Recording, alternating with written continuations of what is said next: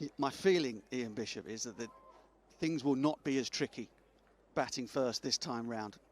There's no moisture in the surface to kind of make the ball deviate off the seam. It's unlikely to be a great deal of swing, or at least if there is any, it won't last for very long. And so England will need to be smart in the power play. They were 3 down in it last time, but I think there's runs to be made batting first here today.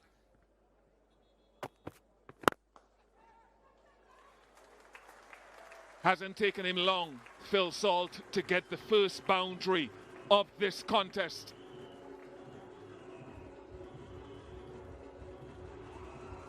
Obed McCoy drafted into the West Indies squad and straight into action. Just gets a tiny bit of arc on that ball, but it starts too straight. Salt keeps that front pad out of the way and nails it through mid-wicket. The wind has just picked up. It's blustering and then it's dropping. The flags to the east are a good indication of whether it's huffing and puffing.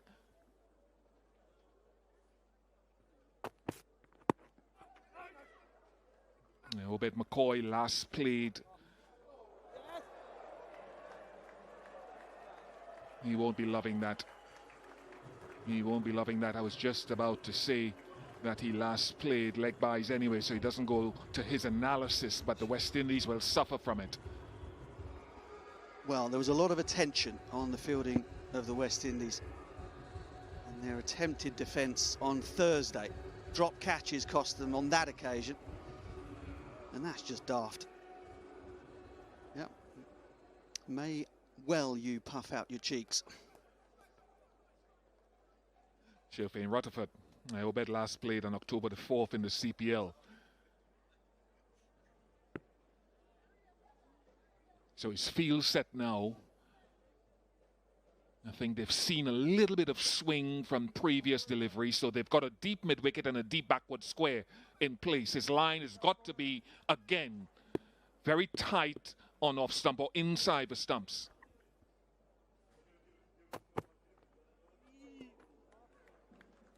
He's got a good record on this ground, 22 wickets in T20s generally.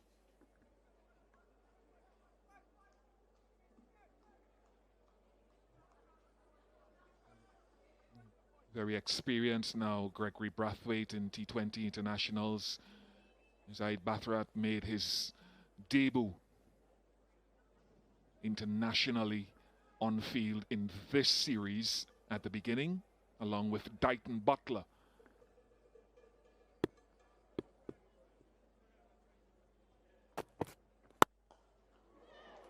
High, and that says, come fetch me back, just about a foot or two short of the ropes.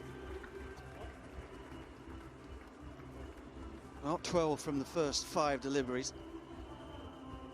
Such is Phil Salt's record here in the Caribbean that after 2 failures, you might imagine that his time was today.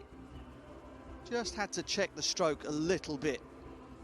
Was perhaps aiming it a bit more over mid-on. Slowness meant him just keep the face open and get it over mid-off.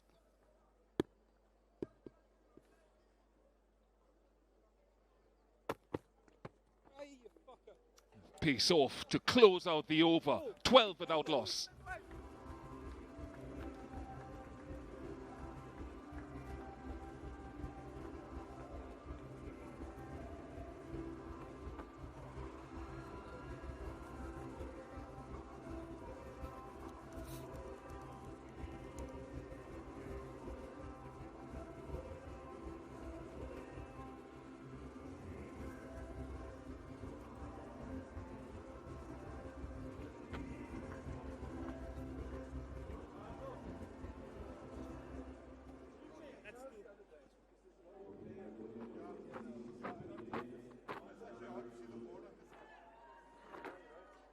West Indies bowling first today, Alzarri Joseph. No Akeal Hussain with the new ball, who's dismissed Phil Salt on the last 2 occasions for 0 and 4 in the previous T20s after he got his 100 in the first game. Alzarri Joseph has got a deep backward point and a deep square leg.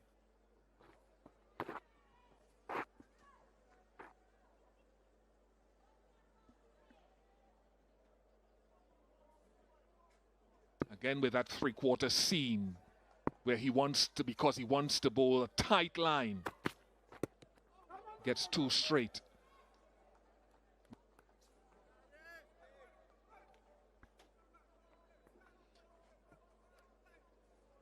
And just talking about, he did it almost every ball in the last match, Alzarri Joseph. And what he does, he can swing the ball away. Don't know if you can see that seam position there. Means that it shapes that way from that end with the wind. But he's bowling that three-quarter seam because he doesn't want it swinging away necessarily. He wants to bowl a very tight line in at the off-stump to two batters who love width.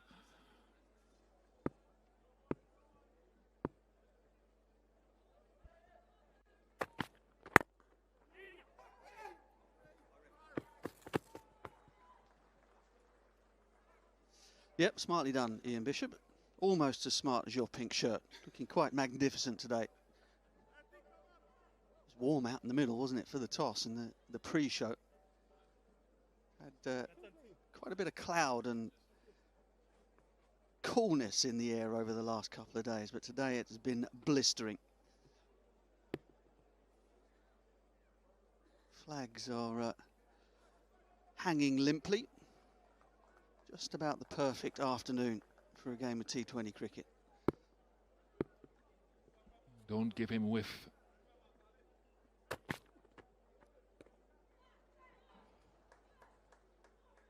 Not given a wide, I suspect, because he moved across, is what Zahid Basharat is saying. Yeah, Phil Salt is remonstrating. He did get that front foot a long way outside the line of off stump. It was sort of less a move across or directly across, more a move towards and across.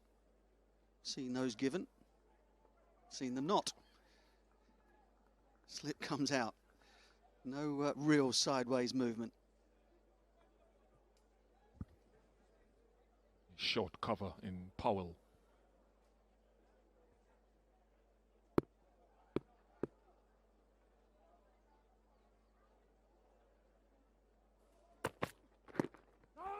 Bowling very straight at both opening batters. And I'm with you. I said it at the pitch report as well, that because conditions are as they are, and Joss Buttler, I think, ended up saying it at the toss, it means perhaps if the wind picks up, there may not be as much dew and moisture later on in the outfield. So there's no guarantee here. There's less guarantee that when the toss wins you the game.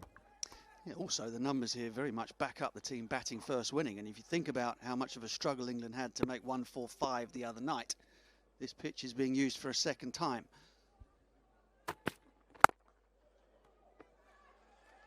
Hard length straight. So I just want to be clear. I'm not saying that the team that bats second won't win. I'm just saying they'll have to work harder for a victory. They can expect no great contribution from the elements.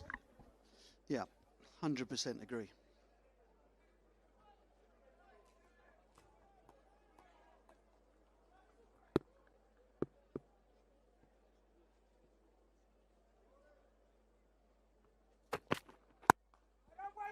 Very good from Alzarri Joseph, not very good in the field again.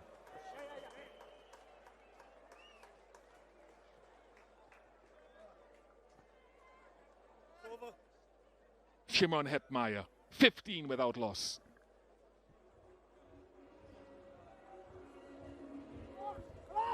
Well, both left-handed middle-order batters for the West Indies have had a bit of a shocker. Just lost his footing, in fairness, but still, the ball was barely moving.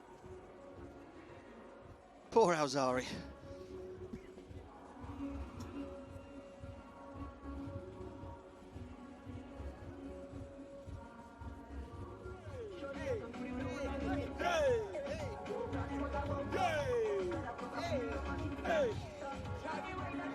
Well, big party atmosphere here in St. Lucia. The street party up in Gros last night was in full swing, I'm told.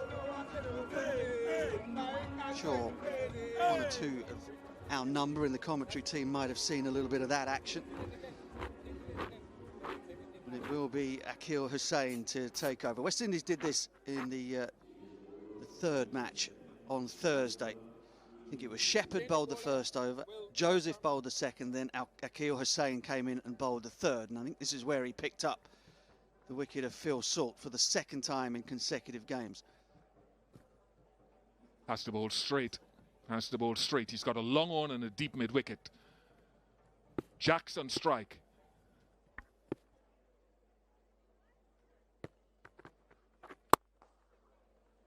To that long on. Salt will now be on strike, and Akil Hussain, Nikhil Uttamchandani did some work with a couple of first deliveries that he's bowled at him, with the arm ball one time, then the one that spun away in the second game, and then the arm ball again off the pads in the third game. You know, I reckon that last one was either an attempted left arm spinner, just a regulation orthodox ball that didn't turn. Oh dear, that would not been part of the playbook. Short and wide, a rare error from Akil Hussain. The playbook would have been to go into the surface hard, but inside the off stump. Something like the delivery he got Joss Buttler out with in the last game, but that was erroneously and unintentionally too wide. Salt says thanks though. Now go back to work, boys, back to work.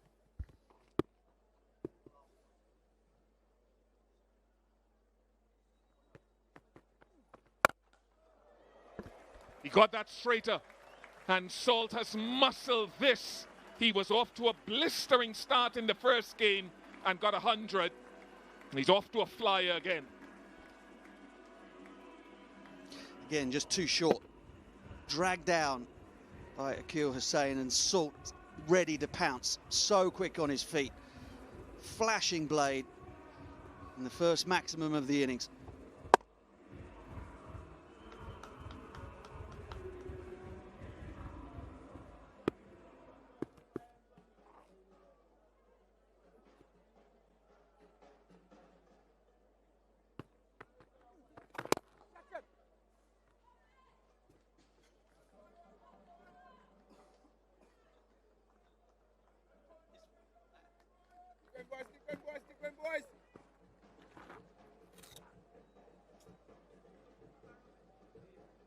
There you go, the fire from the Apex shot tracker illustrating Phil Salt's first maximum of the day.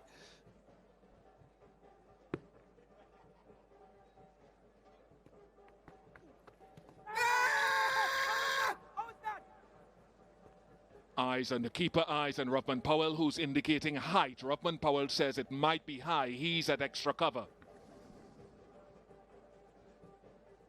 Well, he's probably got a slightly better look at the height than we do up here, Bish, but my feeling was that that was mighty close. Certainly wouldn't have been missing off stump. If anything, it has to go just over.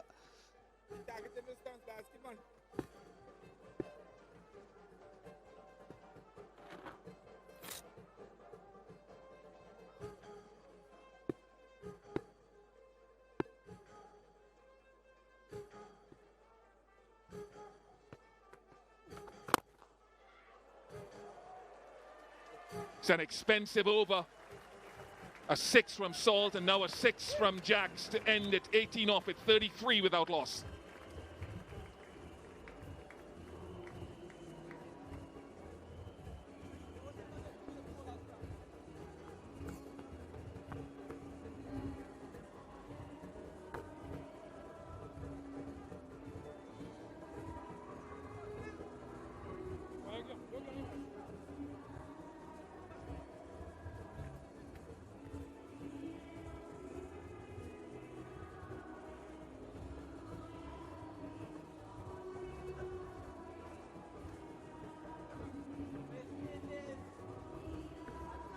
$18 off that last over.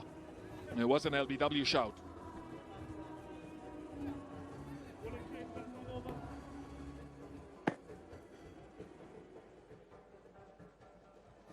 Yeah, not a great option that from Will Jacks against Akil Hussain. That is a great option. However, so strong down the ground, great long levers, wonderful easy bat swing. Style and grace versus slogging across the line. Fast start from England. And I want to come to that. Obed McCoy has switched ends, if you'd permit me. Because I think, look, both of these teams, folks, and I want you to listen to this carefully. I want to be specific. Both these teams are already qualified for the 2026 T20 World Cup. So I think it allows them to know whether their game is a six-hitting game, as the Apex tracker shows us and informs us, what type of brand of cricket they want to play heading into that World Cup. You want to win every game. For the fans who are tuning in by technology and television, or those who have paid to come into the ground, that's uppermost, winning, forming a habit.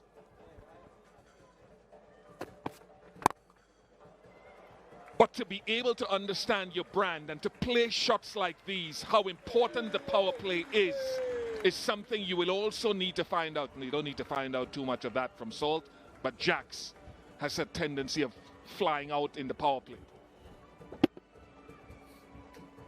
Well, Phil Salt has worked tirelessly on his offside game. It's another illustration of just how many dividends that work has paid.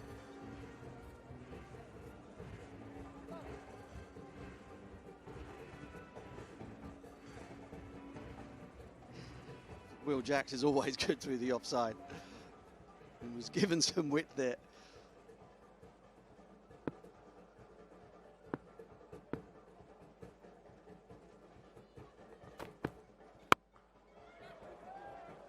A lot of height on it. Might plug, it does plug. They'll come back for three. Good running. So what I'm saying is that England have won the series. They've found out a few things about their team that they want to take forward power play bowling. The West Indies have lost disappointingly. They need to find out to tweak it when they bat again, even in a run chase, what their brand is. Has it worked in the first three games? Do you park aside the aggression, or do you tweak it for the next few series heading to that World Cup? That's perhaps the only advantage, given that no points are on stake as such to qualification.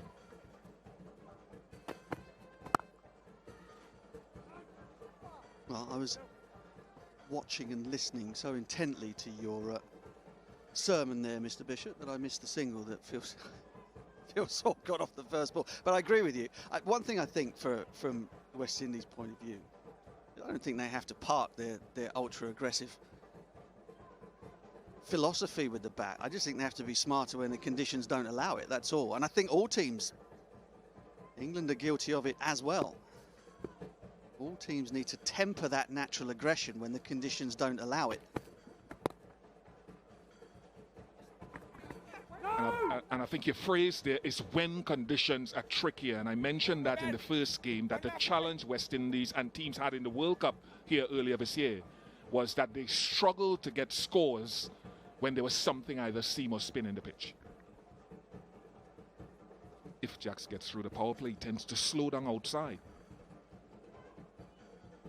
I think the other thing with bilateral series, you get West Indies have had 3 goes at it now and haven't changed it in any of those 3 games and have lost all of those 3 games. You know, in tournament play, sometimes it's excusable because you go from place to place, different opposition, and sometimes you can get caught out. But in this, there's no real excuse for it. 43 for none from 4.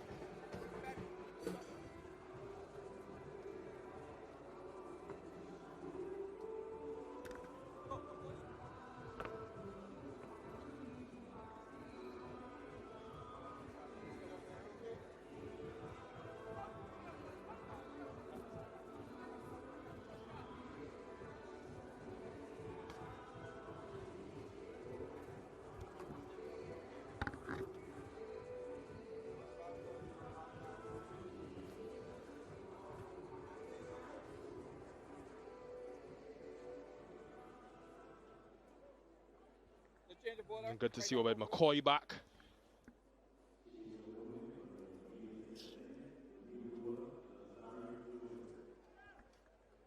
Azari Joseph bowling the 5th over.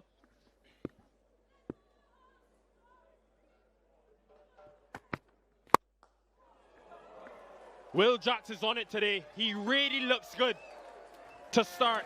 Determination. England are off to a flyer. Carlos Brathwaite.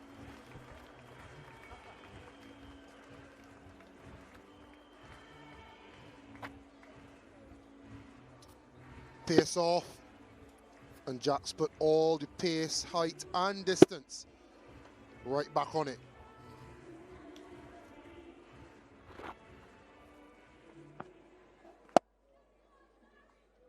Yeah, his first over, Joseph, he was so good going hard length at the body of the right-handers. That one too full. There's that length. And it hasn't really gone the way as they get back for 2. This has been great pressure building by England, not only with the boundaries as the 50 comes up, but with the pressure on the fielders as well. Look at the maximum. Yeah, kept his shape really nicely. The apex shot tracker shows us 89 meters, a massive hit.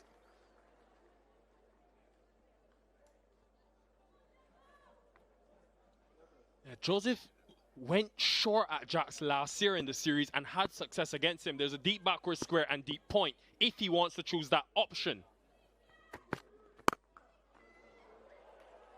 That is the short delivery. I was making the point at the beginning of the over, Carlos. It hasn't really gone the way for the West Indies, but last couple of games it's been a difference in Rodman Powell's captaincy with this approach. Butcher and Bish were talking about it earlier.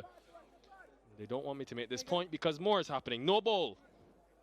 But the swapping of ends is something Rodman Powell always hasn't done in the past, where he's bowled back-to-back overs in the power play, and we know the risks associated with that. Yeah, overstepping Joseph.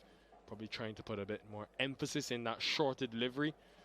But second time now that he's done this, where Joseph and Shepherd swapped ends in the last game. Now McCoy and Joseph swapping ends. We'll see what happens with Hossain and who bowls the 6th over. But free hit coming up for Phil Salt.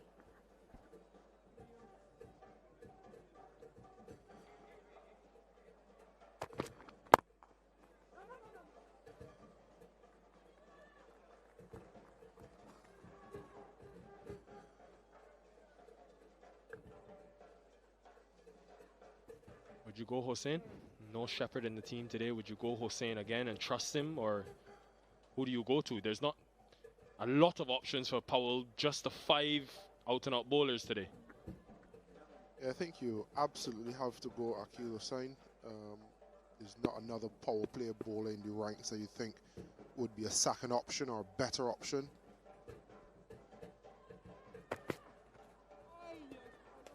And it is probably reason why he's chopped and changed and tried to bring something different. And you think about Obed McCoy, left arm seam, Azari Joseph, right arm seam, Akil Hossain, left arm spin. So trying to keep it as different as possible and trying to make themselves a more difficult proposition with the ball in the power play. Not necessarily with different bowlers, but just changing the way and when the bowlers bowl.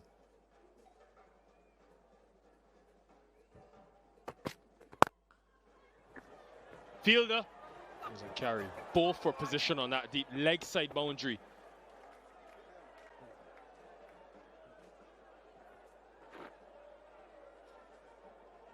There's the hard length again though from Joseph.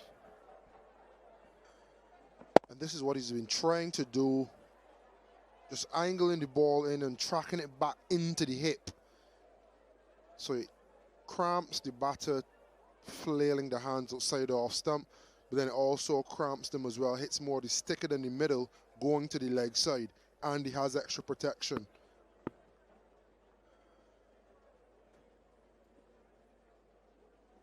There's no deep point for Will Jacks now. He has both on the leg side.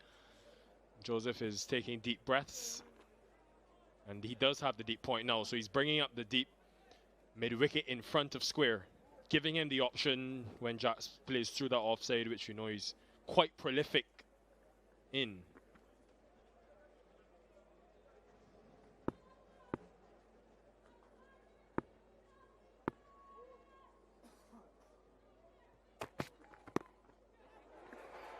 Joseph on that hard length. It finally works and pays off for him. He's bowled quickly. He's bowled menacingly to get the wicket of Jacks. Into the wicket again, giving himself some room, Will Jacks, but too quick. Hurried him. He's a lot happier than he looks. He's just as disappointed as he looks, and he grimaces as well. England 54 for 1.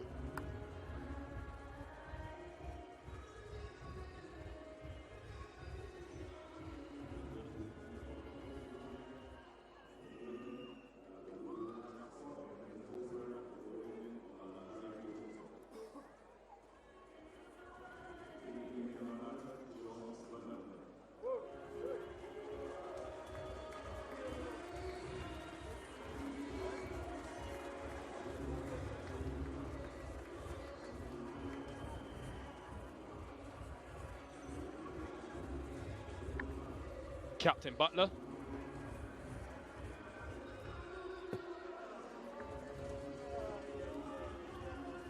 Fourth time in 7 innings that Joseph has got Jacks, and again using the shorter delivery. Yeah, and first sign of real attack from the West Indies bowlers as well. Not been the most swing on show. So then you change your length, you'll be hostile. When you have Alzarri Joseph and his pace and the pace that he can reach. Why not employ some chin music? Finally did, finally rewarded. Yeah, this batting lineup today will be very aware that the West Indies are playing with, you could say, a bowler short, no Romario Shepherd in the 11 today.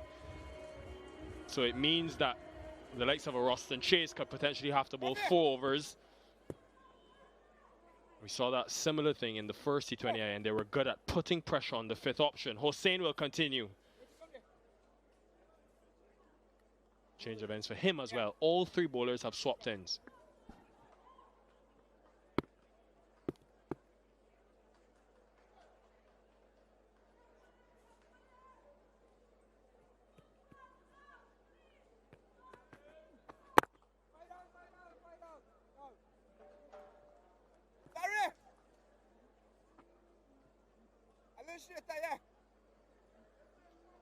Good.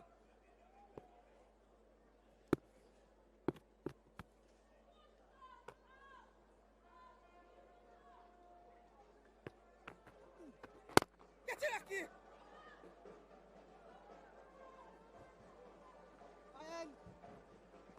Oi. Yeah, Shepherd with that groin injury, so it means that the likes of Joseph and the 5 options, Moti, who we haven't seen as yet, and Chase will have a lot to do today. Maybe we'll see Rutherford and Robin Powell chip in with a few, and England will be aware of that.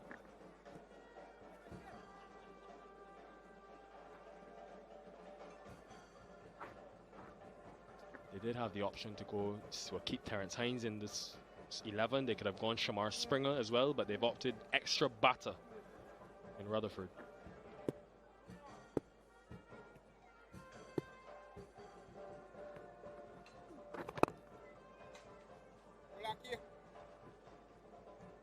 It's great to see people still coming to the cricket. A lot of local St. Lucians we expect today and tomorrow, and Coach Sammy and the West Indies have extended special invitations to residents and caretakers of the St. Lucy's home, which provides, of course, compassionate care to those in need, and they positively impact the community in a massive way.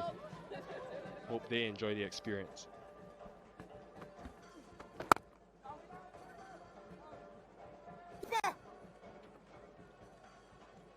We were speaking about this last game as well.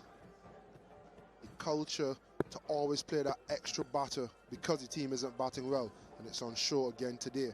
Could you have been more proactive and play a bowler? Mid-off up. Good awareness from Phil Salt, who hits another maximum.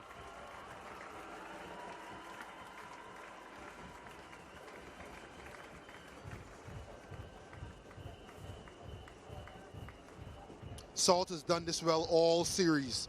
Off a good length or just full of a good length. The ability to get his hands with a vertical bat through the line of the ball and time it beautifully.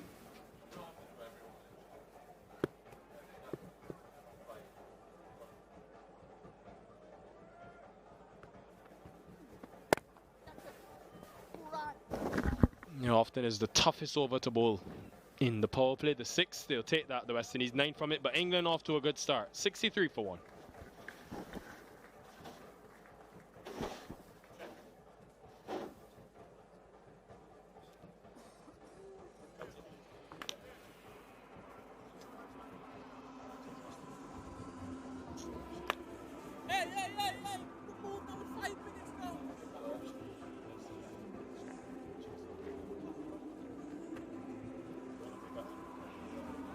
Yeah.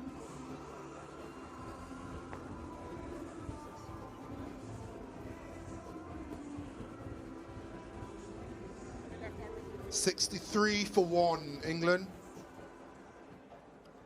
Morty into bowl. He is option number 4 of 5.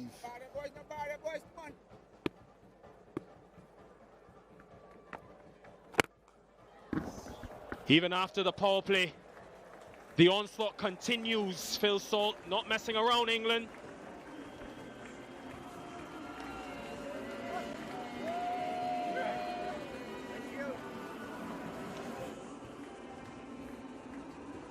In the slot and smoked. Proper assault.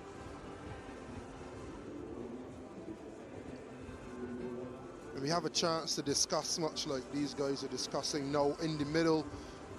Us in the commentary box, we're talking about the culture of West Indies cricket. If there are batting failures, to continue to play extra batters and weaken your bowling, as opposed to asking your batters to do their job more efficiently.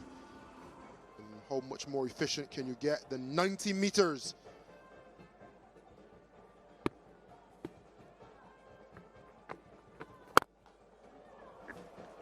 In the slot, in the gap area though, so it doesn't matter. Phil Salt, he really looks good in these first 6.2 overs.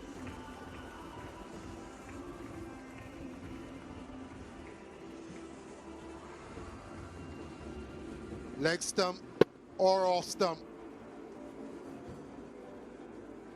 Phil Salt is definitely at the races today. 44 off 26 so far. It seemed like in that small huddle we saw, the plan was for Morty to go wide, which is for Salt hitting into the offside, into the easterly breeze, but that plan might be rubbish. He's just shown you he can still hit it for 6. Good power play batting continues.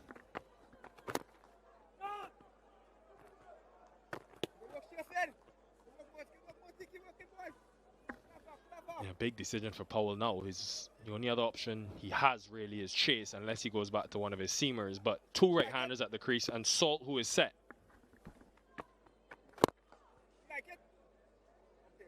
And that's why you shoot yourselves in the foot when you go 5 bowlers alone, especially with a death of real out-and-out wicket-taking bowlers. You probably say Alzari Joseph is the only one. Obed McCoy maybe, Gudakesh Morty, not had the best series so far, and Akil was saying with the new ball.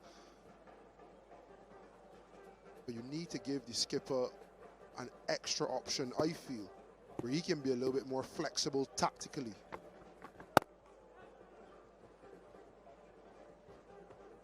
Another big over, 14 from it, 77 for 1.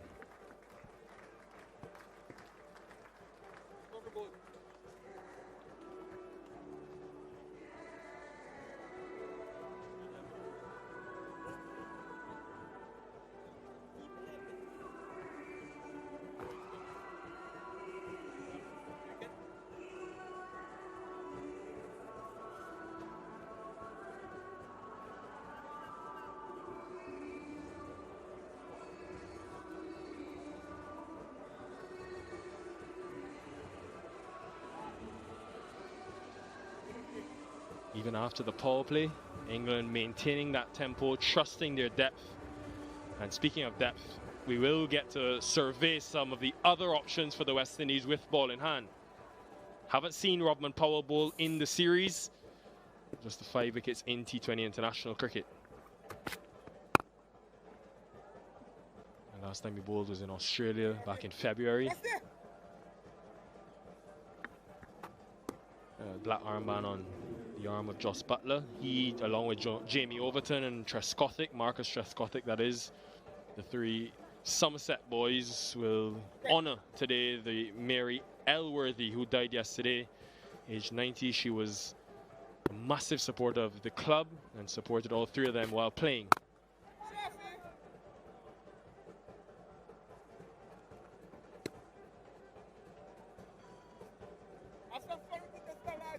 Yes, on his left bicep, Marcus Trescothick lending in.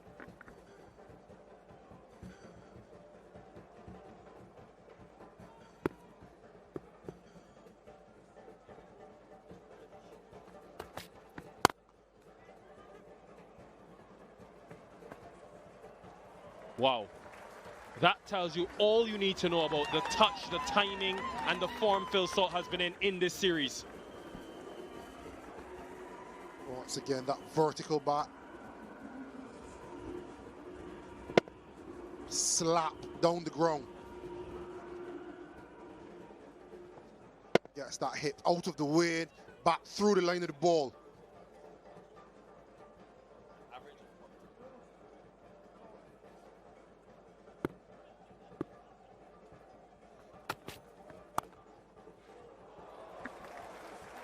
Four more. Fitting way to bring up a third 50 in the Caribbean, to go with 300s and over 700 runs in this part of the world. Who can stop this man?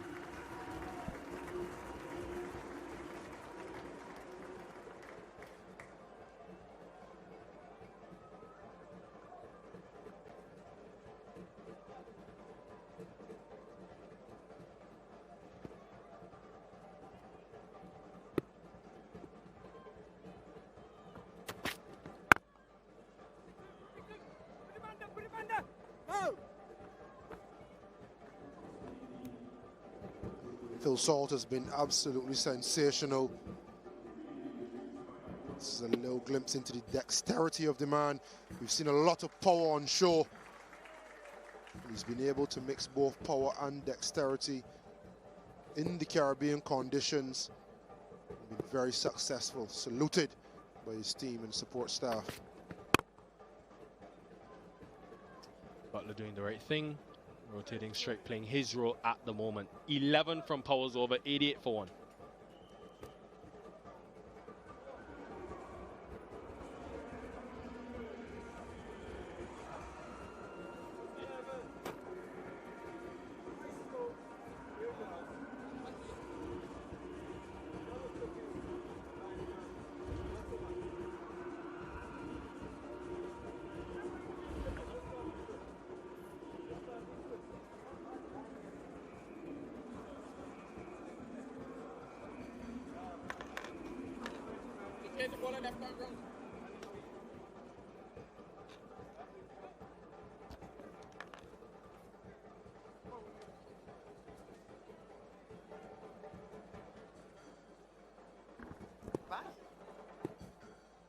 Going at 11s, England.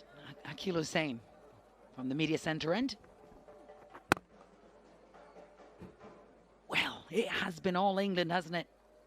In this 4th T20 international, Rodman Powell bowled himself, first time in 9 months, in an effort to see what he could come up with.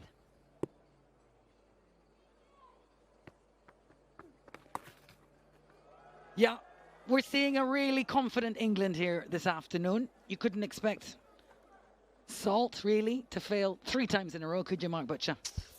Not in the Caribbean. Strike rate 160 against spin, 170 plus against pace. He's been irresistible at times, even despite those 2 failures in the back-to-back games, the last one in Barbados and the first one here. You gave me a bit of a glare in the pre-show when I suggested that win the toss, win the game might not be the case today. How are you feeling about it now? flatter pitch.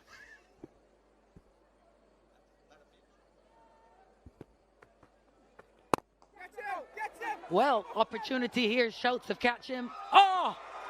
It looked like it, oh, he said he hasn't gotten there. It always looked like it was going to fall a little short of him, Obed McCoy. It's fabulous athleticism from Obed McCoy. A lot of players might not have got that forward dive in. Perhaps not the sprightliest of fielders to have in that important hot spot in the field, but the effort was first class, as was the honesty.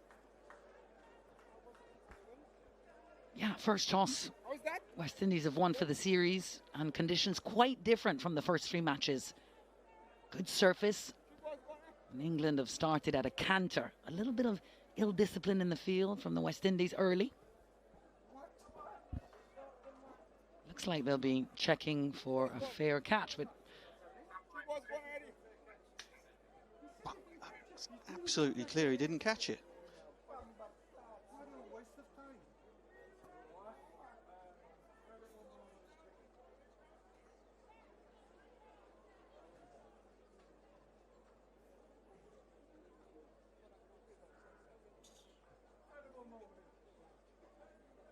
Left foot over.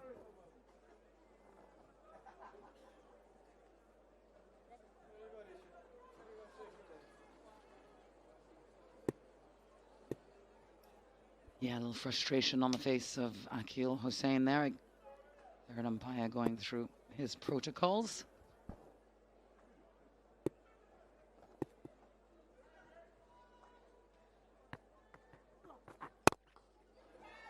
Unbelievable.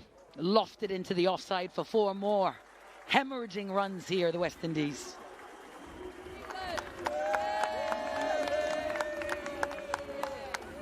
Well, Woody and the gang from Toy Story appreciated it, and why wouldn't they? This is a touch of absolute class from Josh Buttler. Not a massive amount wrong with the ball. Maybe a shade on the short side, but straight bat, off the back foot, extra cover, punch drive. Glorious, absolutely glorious.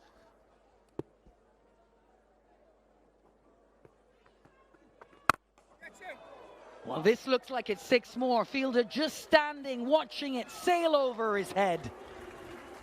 Just a masterclass here from England. 10 from 2 deliveries. England race to 100. Inside the 9th over. Hussain, who's been so miserly during the course of the entire series, really, including the one-day internationals, is being brought to book here.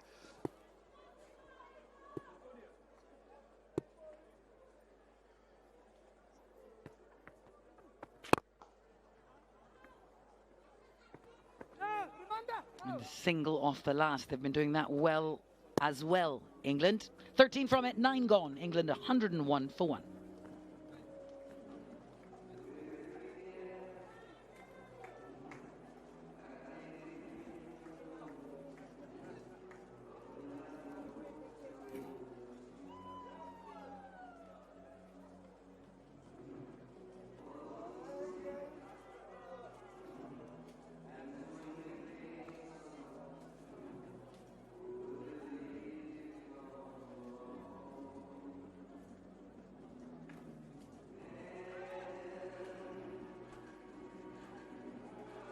It's been a rollicking start for England here in St. Lucia for this 4th T20 International. Looking for the sweep, no doubt. It's a confident side.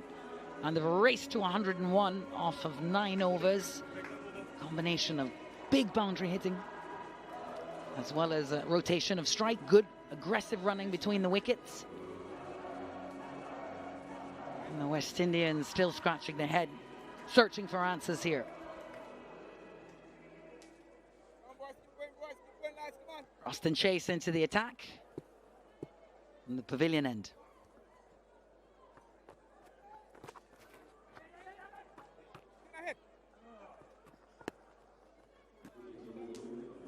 Well, Powell is going through his options. He's had a go himself. Joseph has bowled 2. He's been excellent. McCoy into the side, expensive left arm over. Akil Hussain has gone from 40 for 3, and now they're bowling off spin at the 2 right-handers.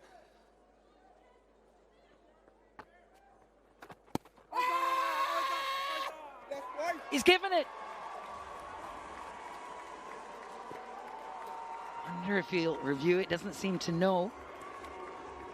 Phil Salt. I think he's going. I think he's wandering off. He's done his job here. Phil Salt for England at the top.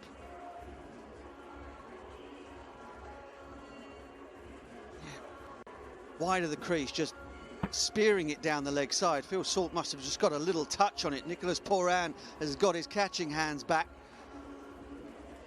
And the gamble to bowl the off spin to the 2 right-handers has paid off. Salt goes for 55 from 35. And after 9.2 overs, England 102 for 2, and it's time for a Blue Waters drinks break.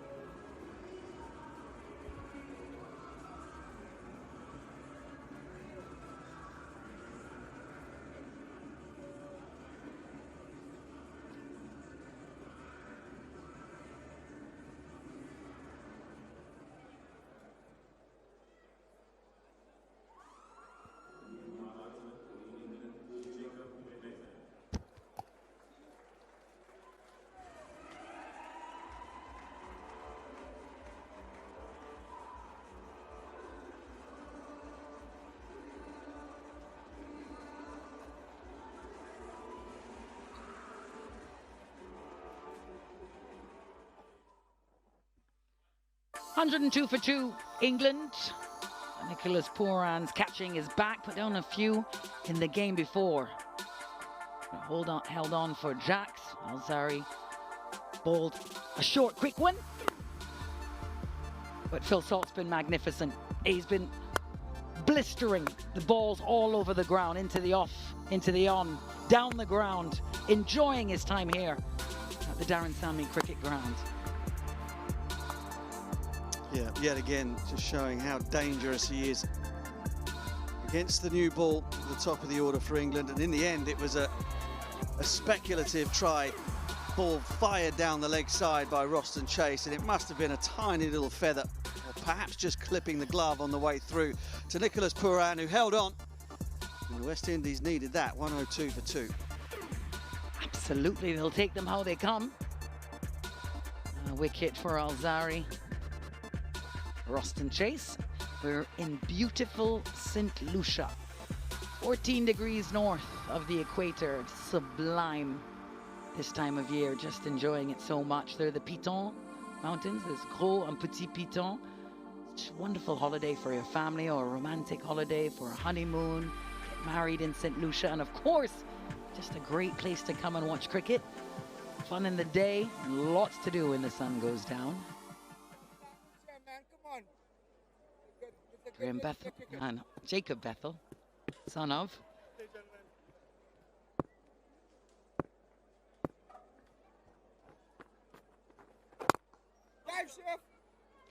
And for the record, Mark Shai did take in a bit of the Gros street party last night. Best street party in the world, they call it. And boy, it did not disappoint. Phenomenal stuff. Lots of people there. Great action. Not far from the Darren Sammy Cricket Ground. It's down on the coast. And England enjoying the party here today.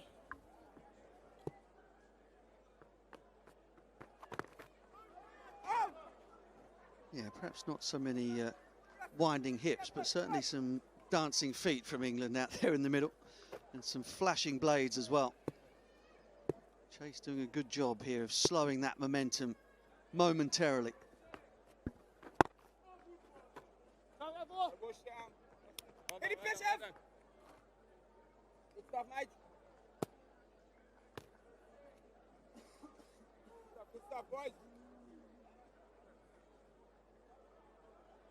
So much has been said about this young man. Many greats who watch him play Just impressed by MC so much in him, not only as a skillful practitioner, but as a personality.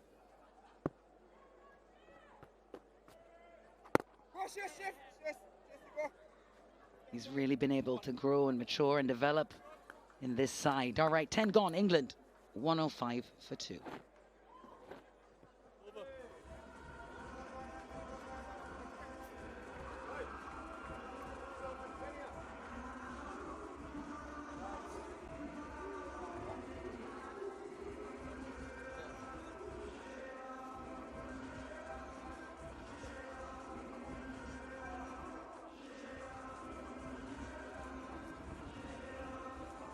Alzari, Joseph, and Rothen Chase with the breakthroughs for the West Indies.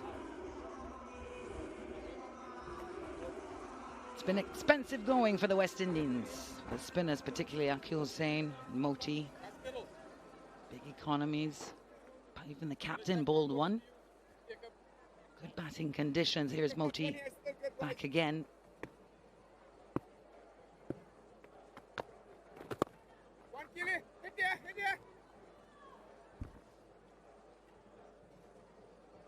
Having asserted so much dominance, England already having clinched the series in the last match, they've started this game looking the more confident side. Certainly enjoying better conditions as they set a total here today. Yeah, pitch looked very different from the one we were faced with on Thursday after all the rain.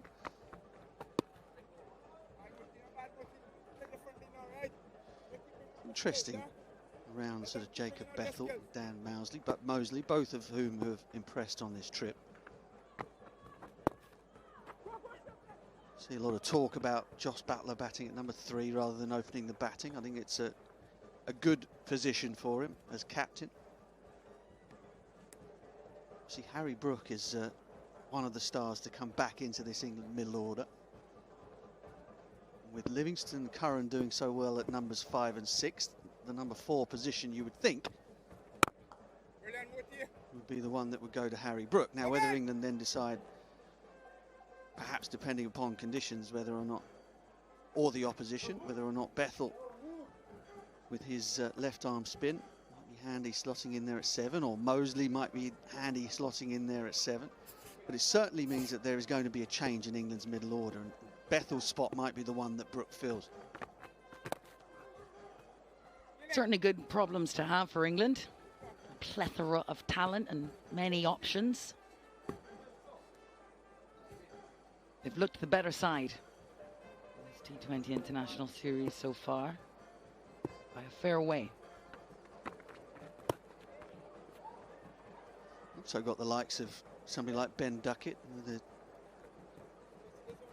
Brendan McCullum, who takes over as the white ball coach in January.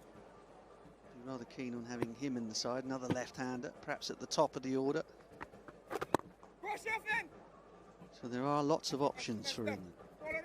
Tight over from Moti, just 5 from it. 110 for 2.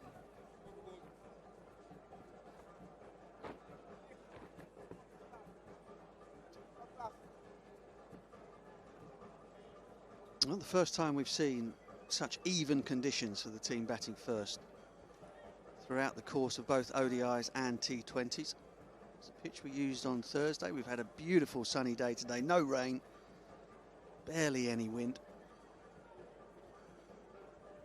Could the trend be changed about the team winning the toss, winning the match?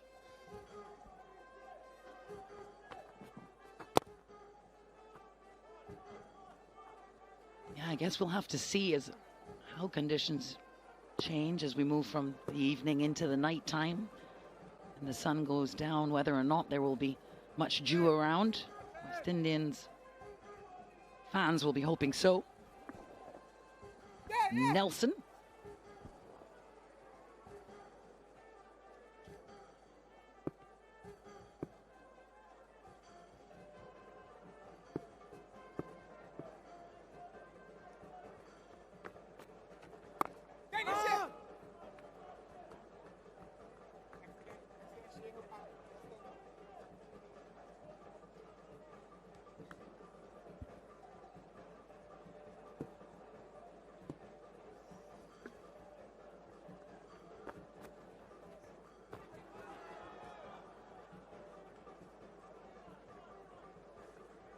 rid of the dangerous Phil Salt, did Roston Chase.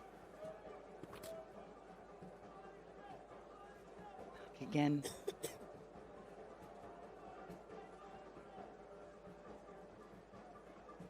Just trying to crack the door open. Find a little light here, maybe pick up one more.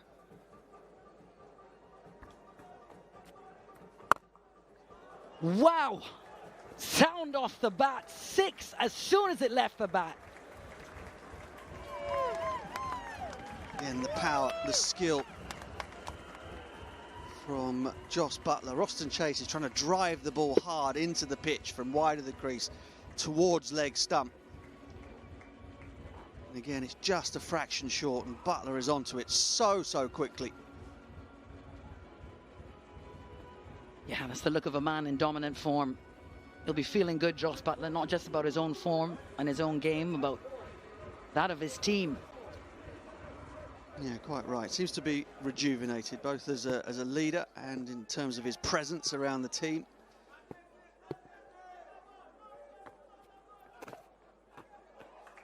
He's got so much time, Josh Buttler. All the time in the world and everything to do with it. 4 more.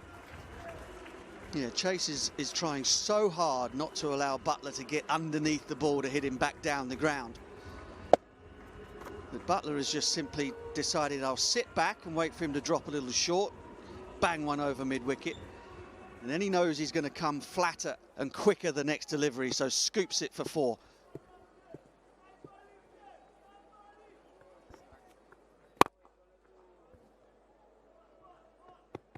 Doing this really well as well, England picking up the singles. So 12 gone, England have hurried to 1-2-3 for 2.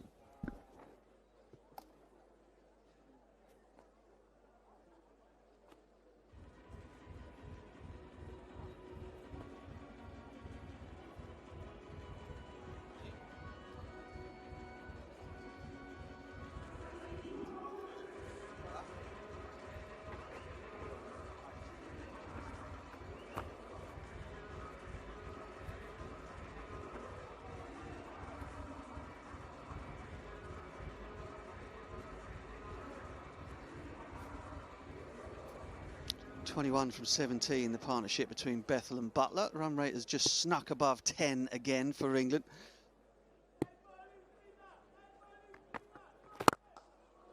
Six more from the second it left the bat. Little bit of fade on it off the blade, and it's another maximum for Buttler. Buttler at his best. Almost Yorker length, getting under it. Middled.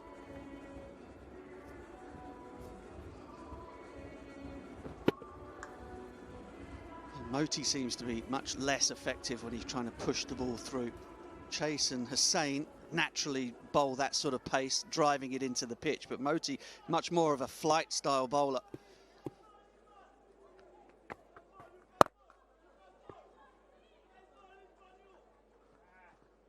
.192, highest successful run chase here at Darren Sammy cricket ground. You feel, Carlos, that West Indies will have to better that today. Or maybe not. Buttler's gone. Moti picks him up. The England skipper went to the well of the reverse sweep once too often, and it has cost him his wicket.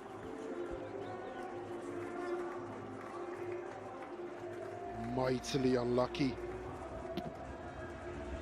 Hit it absolutely straight down the throat of Roston Chase. He won't drop it. Disappointment. Buttler gone for 38. England 129 for 3.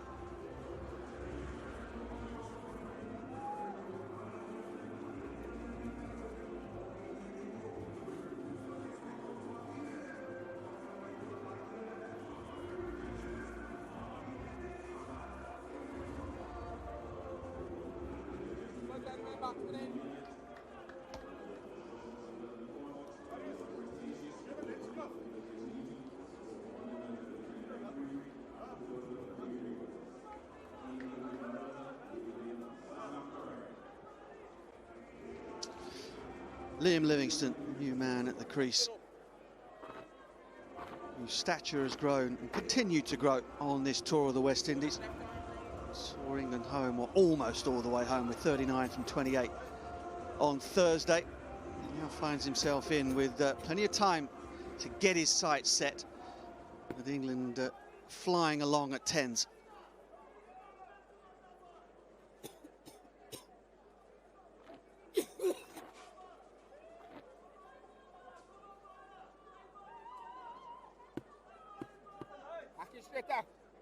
Go there, go there.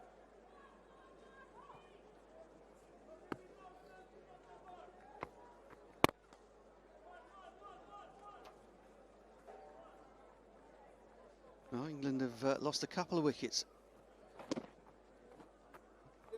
to sweep shots of differing types.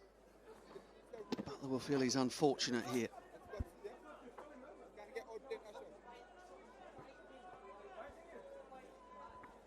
You mentioned earlier, Butch, about Morty not being that hit the deck kind of bowler, and more traditional flight and guile. Well, the 6 was 103 k's an hour, and ever since then it's been 92, 96 for the wicket, 90 first ball to Livingston, and all the way down to 84 at Bethell. So the more comfortable he is, the more he gets into his work, being that flight and guile bowler versus being under the pump and going a little bit quicker.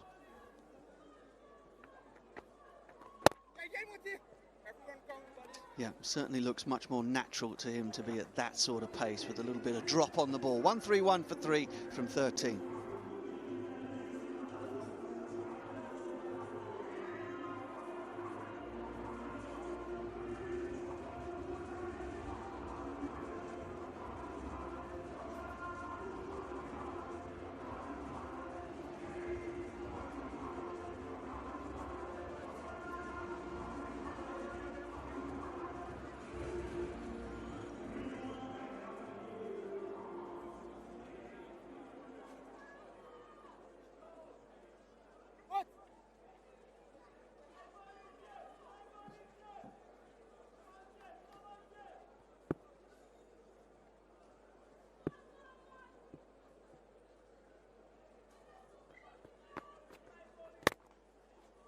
Finds a gap, does Bethell. Outfielders quickened up a bit, just enough to get it to go to the third man boundary for 4.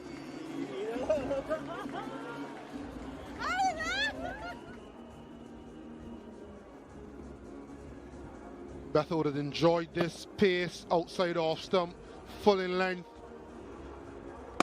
and carved through the offside. That's his favourite area. Meat and drinks for him. Just wonder if we could attribute something similar to Roston Chase. He is more adept at bowling into the pitch, but at the left-hander, can he express himself a bit more, bowl a little bit slower? Go, go, go. Now, one thing's for sure, we've not seen any turn today. Think back to Barbados when Liam Livingstone got Nicholas Pooran stumped. First time in his T20 career that he'd been stumped. Ragged it past the outside edge.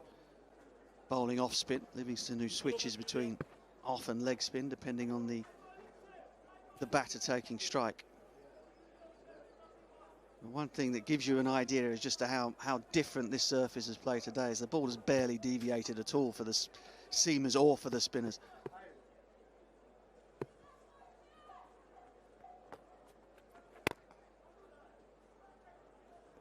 I think people tuning in now would say, why have West Indies won the toss, bowled first, and it's still a runs feast? But the pitch has been different today. The conditions have been more batting friendly first up.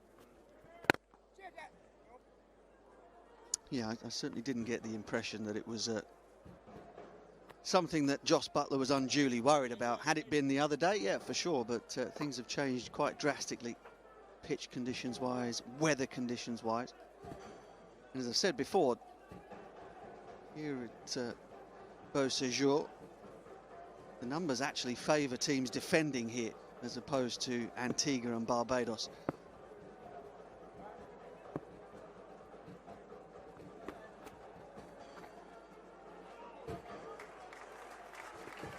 Delicately done. Bethell enjoying the pace on from Chase.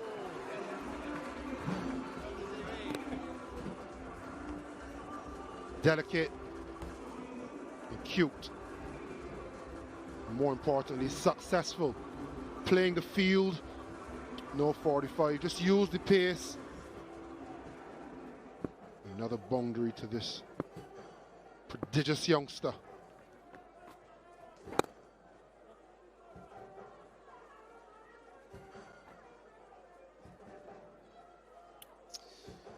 Into the 14th, 6 overs to go for England, in a strong position at 142 for 3.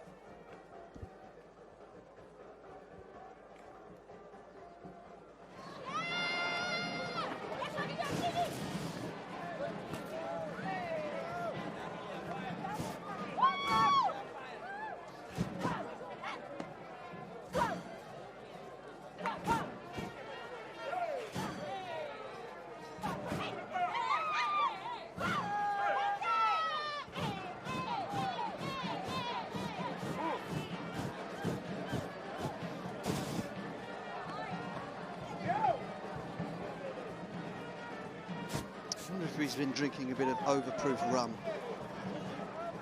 Certainly firewater out here in the Caribbean. England have been on fire for 14 overs. Inserted by the West Indies. Change for them. John Turner is in for the rested Jofra Archer. A couple of changes for the West Indies. Rutherford in for Shepherd, who's got an injury. Oh, that's hit straight and hit very hard. 4 more. Well, he can use the pace or he can put plenty on himself.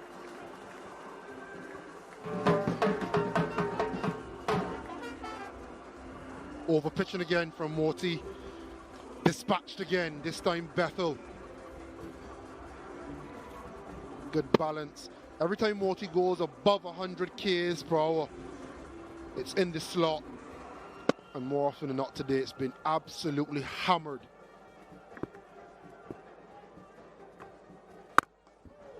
Oh, hammered. Hammered indeed. That's out of here. Fabulous way to bring up the 150 for England. Wind or no wind, that is absolutely taken off.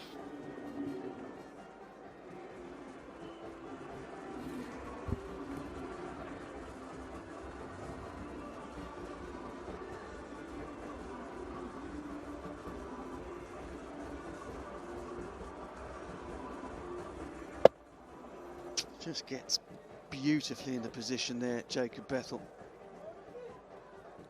Extension of the arms, 88 metres. Beautifully done.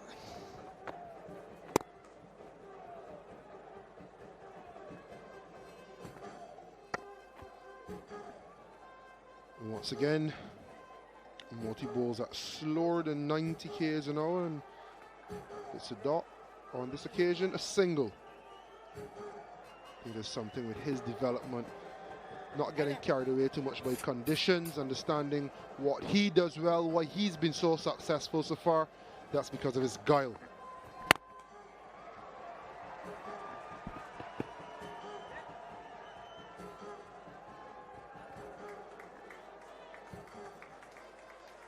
England have done this well. In between the boundaries, they've been able to pick up singles. On this occasion, a 2. But they've not allowed the West Indies to go boundary and then 3 or 4 dots directly after. They've kept the scoreboard ticking over. Is that going to go all the way? It won't. One-handed from Livingston, two-handed from Hetmeyer.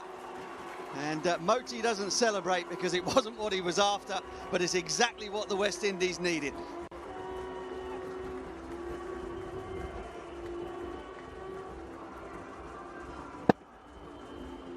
Well, there will be no clipping up of this wicket from Morty, but it's something in the right-hand column. A catch for Hetmeyer, a wicket for the West Indies. England 155 for 4.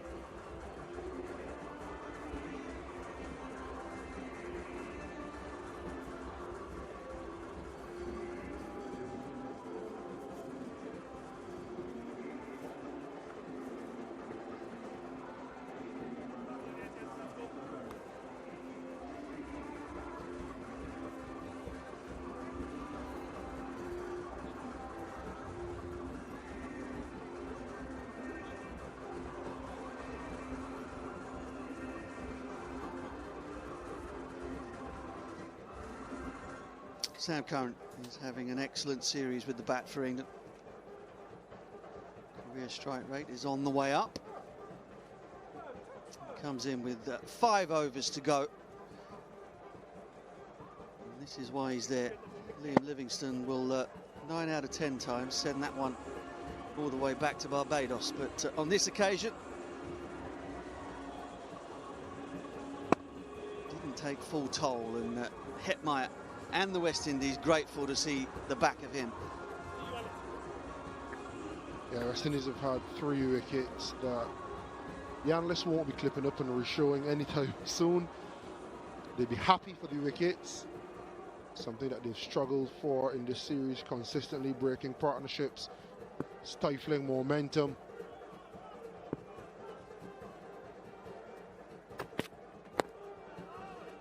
Good move from Rovman Powell. Bring back Alzari Joseph. He's been superb today. He's been a shining light, really, for the West Indies.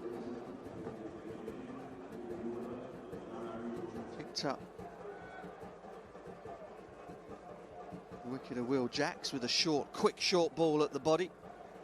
He went for 14 in his 2 overs in the power play when it was carnage raining all around him.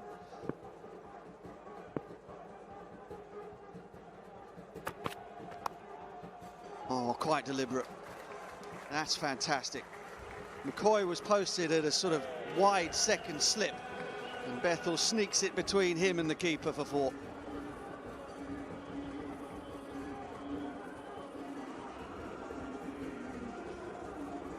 Bethell has gone about his business beautifully. Latest in a nice array of shots this inning so far. Picking the gap. That is his area. But he took it on. Keeper. And almost a gully to beat. Just wonder if West Indies could use Alzari Joseph in a more attacking light. Saw the short ball to Jacks. And you think to how Jofra Archer's complementing Saqib Mahmood so well by being aggressive, setting aggressive fields, being really difficult a proposition to face. West Indies has Alzari Joseph in their ranks to do something quite similar. But I think they may be misusing him, asking him to be a line and length bowler, which you need, but can you add that attacking part as well? Get some short stuff in on a consistent basis. Try to force the England players to be a bit more uncomfortable. Yeah, certainly worth trying an early bouncer at Sam Curran. The ball has been pitched up around and outside off stump. He looks sublime on the drive, both front and back foot. There's no slouch on the pull shot either, but when a man comes to the crease, with Alzari Joseph's pace, you can surprise him with that. You've got 2 men back, one just backward a square on the leg side, the other one at mid-wicket, right on the fence. And look to pick up 2 here.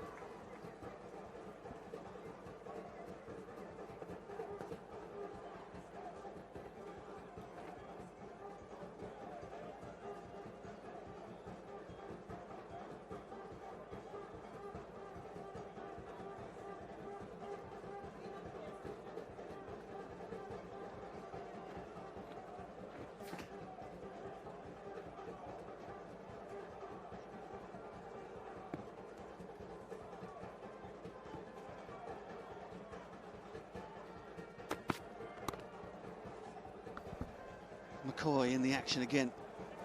Big man does well. But England will pick up 2 nevertheless to finish the 16th over. 164 for 4.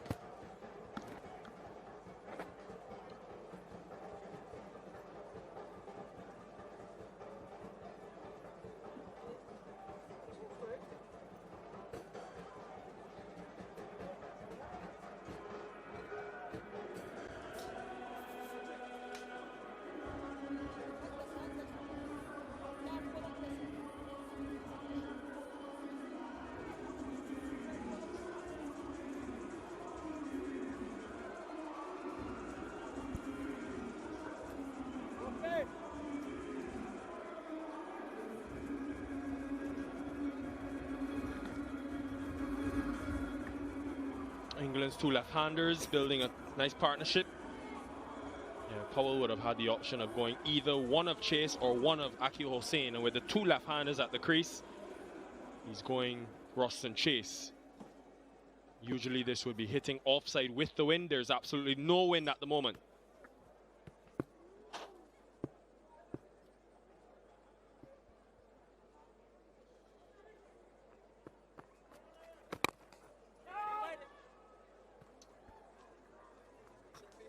Chase has had success against Bethell himself in that Australia series. Number of dismissals against the off spin. Shamar Springer onto the field.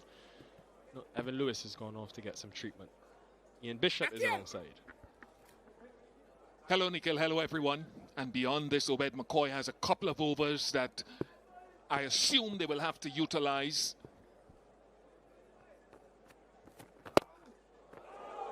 He's hit into that side of the ground so well, whether it's leg side or offside.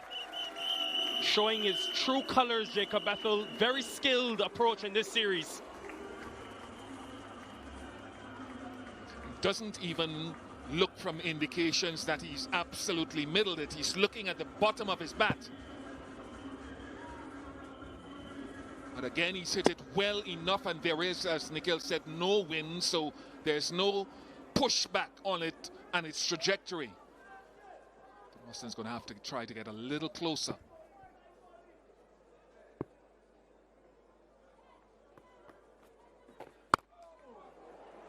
Short again. 6 again.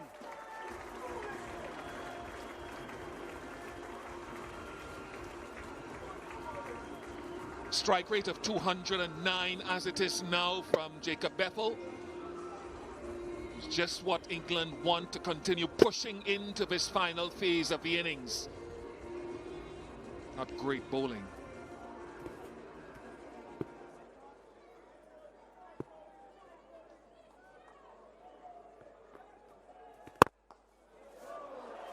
Wow. 3 back-to-back sixes to bring up another half-century for Jacob Bethell. He is some talent. Born in these shores, he's taken his game further in England and is now winning them games.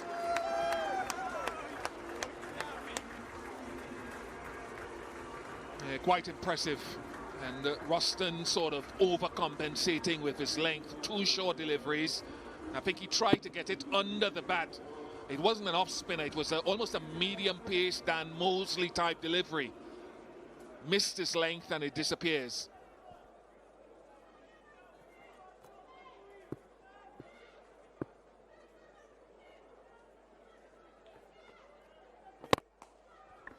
One thing I was looking at coming into this game with Bethell, only 6 of his runs in the series, 6 of 60 runs coming into today were in the V. But he's showing you that if you adjust and go fuller, he has enough skill to hit you down the ground like he's hit a couple of his 6s today.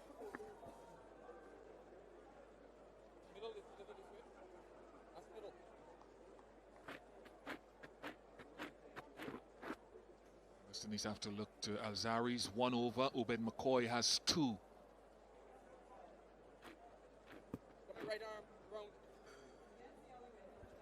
Chase from around the wicket now. Does he go wide and try to fire it in? With deep cover long off. Goes straight, but 3 6s in the over makes it 19 from it. 183 for 4.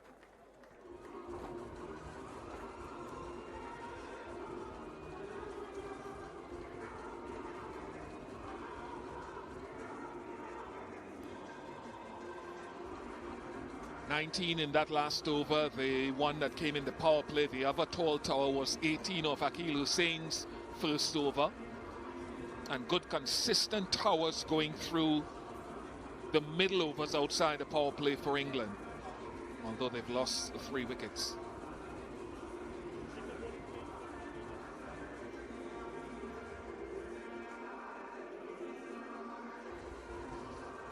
In that over came courtesy 3 6s off the bat of Jacob Bethell. Good batting, outstanding batting. If it's full, he hits it down the ground. If it's short, it goes over mid-wicket. Heading to his 2nd half century. And now, if this goes well for Obed McCoy, he'll have to bowl 2. Alzari will bowl from the other end.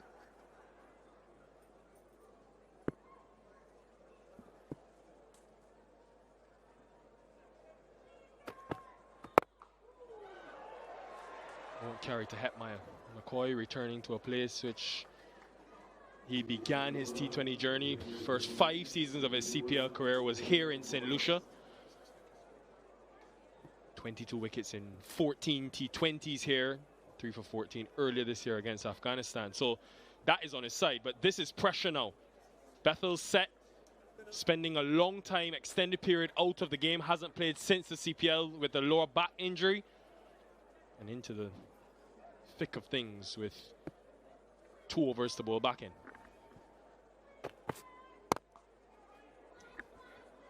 We'll look for 2 and just be 1. And Bish, you've been speaking about it throughout the series. Educate the viewers on why it could be important for the West Indies to develop this left arm angle, especially for this phase of the innings. Yeah, I think it's a nice conversation to have. I mean, you're picking your best bowlers first and foremost, whether they're all right-handers. But if you have a quality left-hander, and I'm not saying Obed is or isn't, then you create a different angle. And if that quality left-hander can swing the ball back into the right-handers with a new ball, it's a real bonus. Right, so, and again, my point is quality, as I've always pointed out to you, Nikhil. You want a left-hander if you can to be, because most teams come with a right-left combination of quality, opening the batting at the top of the order if they have it. So if you can get a left-hander who swings the new ball and who can then come in the depth and maybe, let's say to right-handed batters, bowl that wide line Yorker, it's a bonus.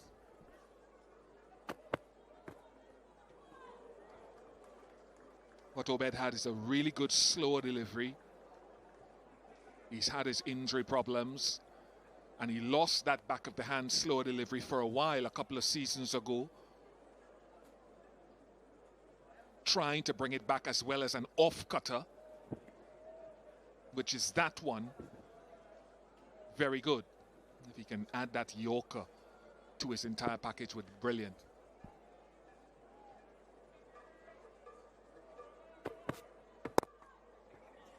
Arshdeep Singh is probably right at the top of the list in quality left-arm seamers who gives you that swing new ball, but also back end can come back and execute. Well, you can talk about Arshdeep Singh, who's got the most wickets, I think, in T20 internationals for the last couple of years. You've got Mitchell Stark. You had a number of guys, Marco Jansen, in that high-scoring match in South Africa yesterday, 280 plus. India scored. So it's an asset. Mustafizur from Bangladesh. So many of those.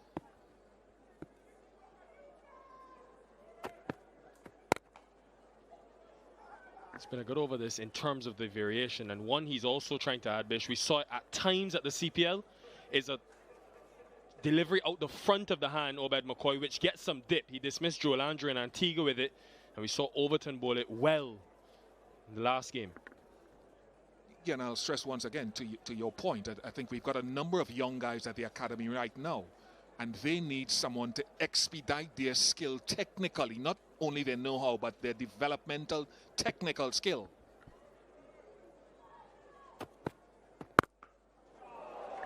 Went pace off again, but maybe just missed his length. Bethell has been brilliant. 194 for 4.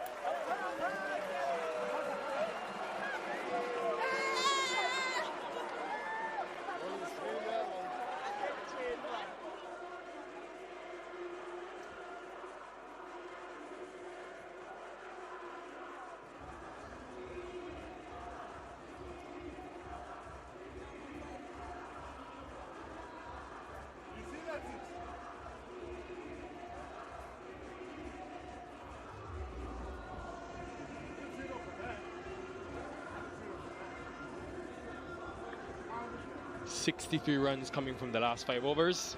2 to go. England nearing 200. They will know how difficult it is to defend totals here once the lights come in. That last ball 6. What happened here was that he lost the length of it. Earlier in the over, he beat them with a sequence of deliveries, Obed McCoy, because it was more into the pitch.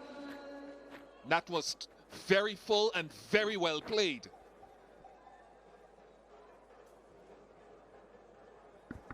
Over had gone for 5 to that point, so it really spoilt it. Now Joseph for the final over, swapped ends, 3 deep on the leg side with deep point, deep cover. Mid-off is up.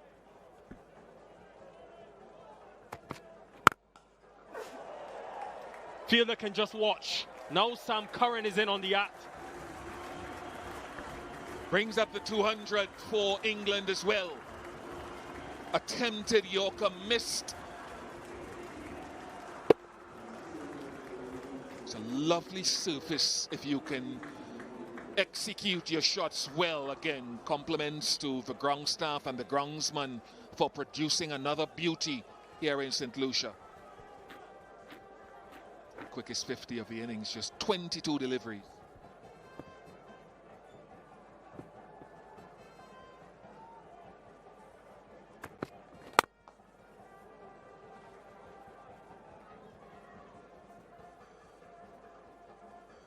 Just continuing on Obed McCoy, who we'll see again, Bish. I'm really curious to see how they see these next 16 months with him to support Alzarri Joseph, and what role do they see him playing?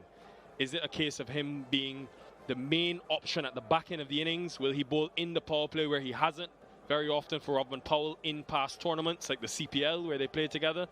But how can they get Joseph help in these last 5 overs? Is it Hines? Is it Springer? Who are the options?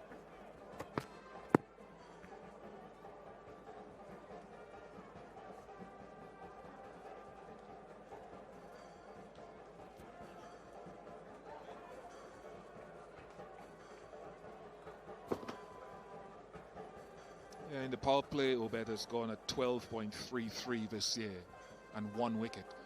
But that's what I was saying at the top of our program, that these next few months, half a year, are important to find out all of those things, because you've already qualified for the World Cup. So this is where you want to find out and build.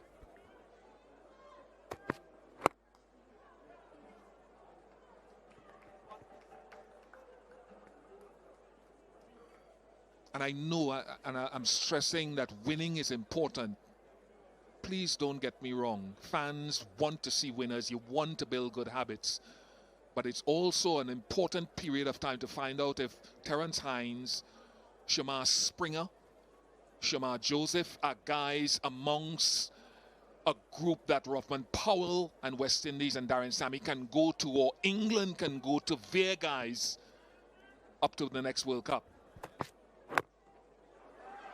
That sort of delivery there is what you want to find out, if who can deliver that for England, who can deliver that for the West Indies consistently over the next couple of years leading into the World Cup. The Yorker is still very good in and amongst your other variation. Could be building a pool of fast bowlers who you think. I mean, we can add Matthew Ford to the discussion, who's injured, but he showed on this tour that he's got the skill set to go wide Yorker to complement his pace off and his swing bowling. So how do you develop that pool and depth?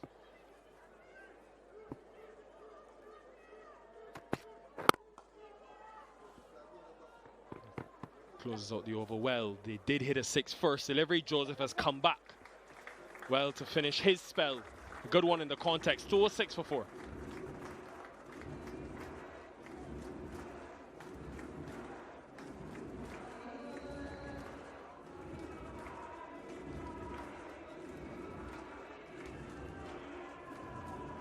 Fascinated to see how the West Indies chase this, how they create a foundation or try with the batting depth that they have, even though Shepherd isn't here today.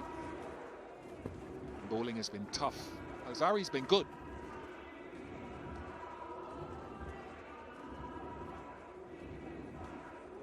Joseph going at 8, but in the context of the game with England 200 plus, you'd be happy with the body of work given the overs he's bowled today. 2 in the power play, then back in under pressure. McCoy for the final.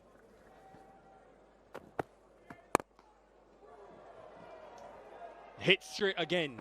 Doesn't get to the boundary, but good to see Bethell is adding this to his game and showing he can score in other areas.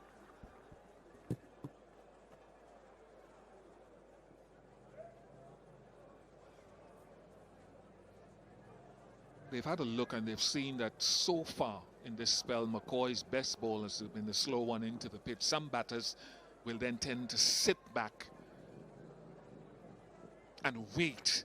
And if it's a quicker one, then they'll have to adjust. But some guys will sit back and wait for the pace off.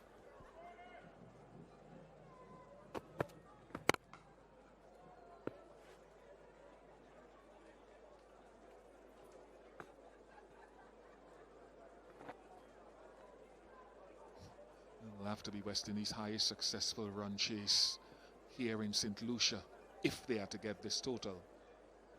For any team here in St. Lucia.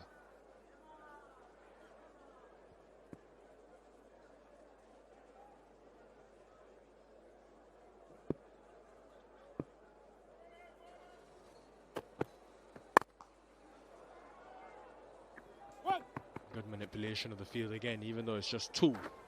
But you can see a conscious effort to not go square Bethell because he knows that's where the deep fielders are positioned. So he's trying to access down the ground straight.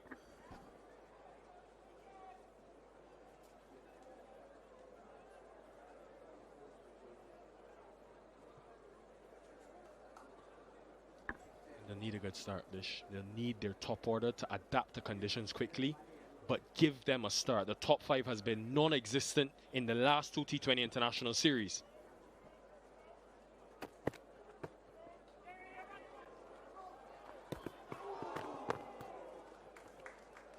Again, he'll say a good 4 deliveries from Obed McCoy. The slower ball has been into the pitch. Towards the end of his previous over, he finished with the slower ball too full. They are sitting back and waiting to launch it. And they haven't caught up with it yet. They have another 2 deliveries to see if he can close it out. That deep long on field is quite straight.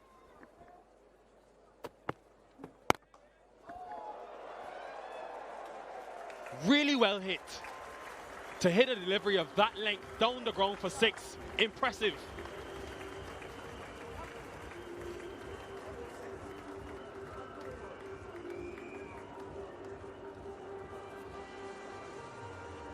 Yeah, terrific. Terrific. A shot that wouldn't have gone amiss in tennis. Great power, great striking, sitting back, waiting for it, and fetching it.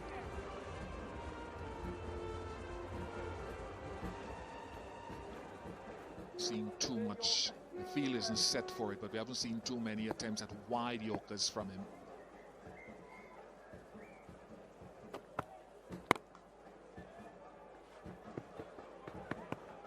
And we'll look for 2, bit of miscommunication, but good to see that they're still going for each and every run. Understanding the importance. It'll be the joint highest total batting first here at this venue. West Indies got 218 against Afghanistan earlier this year at the World Cup. But England losing the toss today, being asked to do a different challenge, will be very happy with this effort.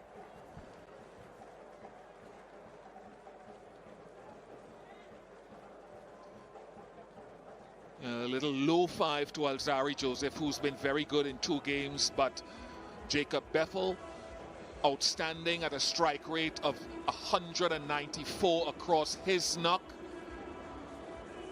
Good throw, good bounce throw to Puran to effect the run out. And Puran himself now needs to step up, but this man was good. I think he's been very good in the 2 games that he's come back from suspension.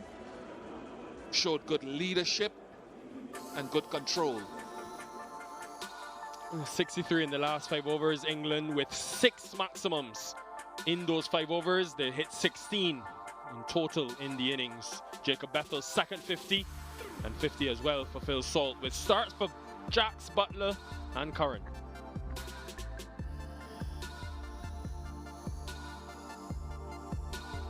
McCoy 4 for 40 in his first game of the series, his first game since the 4th of October when the CPL was in flow. Alzarri Joseph 1 for 33, given the carnage, that's good. A couple of wickets for Moti, but he went to 10 and over, so too Powell in his 1 over. And Ruston Chase going at nearly 12s with Akil Hussain going at 13s and no wickets.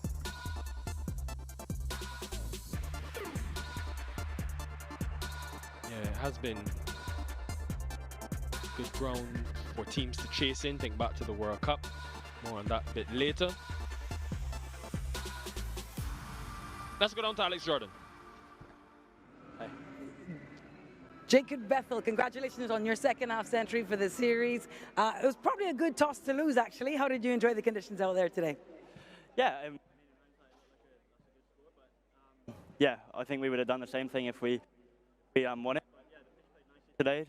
I mean, when I first went out, there wasn't a whole lot of spin, and then for the seamers, there was a bit with kind of those slower balls back of a length, were a bit hard to pick up, but yeah, I think that's something that we could kind of take into our bowling innings. It was a nice, fluent innings, really nice to watch. I mean, you a lot of boundaries, 4-4s, 5-6s, but a real focus as well on running between the wickets. Is that a culture within your side? How much do you guys talk about that? Definitely. I mean, you can steal so many runs by just hitting gaps and getting twos. I mean, in a short format like this, the runs are so crucial. So yeah, if we can go from hitting 4s and 6s and in between still rotate it and get 1s and 2s, I mean, it sounds pretty simple, but it goes a long way. How impressed were you by Phil Salt again, out the gates quickly? Yeah, he just continues to do what he's been doing for us. Gets us off to a really quick start. Him and Jaxie really got us off to a quick one today. Unfortunately, Jaxie couldn't go on, but Salty, yeah, to get another good score was unbelievable to watch. 218, joint highest total set here at this ground. What do you make of it in terms of defending it? Yeah, I think it's a good total, but we'll see how the conditions change, and hopefully we can defend. Really well played today, Jacob. Cheers. He is some talent, Bethell. 250s now in the series, helping England get to 218. The West Indies will need 219 if they're to finally win a game in the series after the break. West Indies have got a target, 219 to win a game in the series. Goes straight away to the shorter length that has worked against Lewis in both series. Yeah, he got Evin Lewis out in one of the one-day internationals back in Antigua when he went around the wicket, rolled the ball short in underneath his right armpit and got a glove through to Phil Salt on that occasion. He's over the wicket now. The danger area is at the hip of Evin Lewis because he pulls them violently from there. They are going to go with that shorter ball to him from over the wicket. Then perhaps you want to be a little bit more towards off stump. Try to make him drag it from there. There is a man out at deep backward square for just that purpose. Josh Buttler has been excellent. Very willing to attack with the new ball in the power play. Seems to be enjoying a new lease of life out there in the field, being able to contact and talk with his bowlers.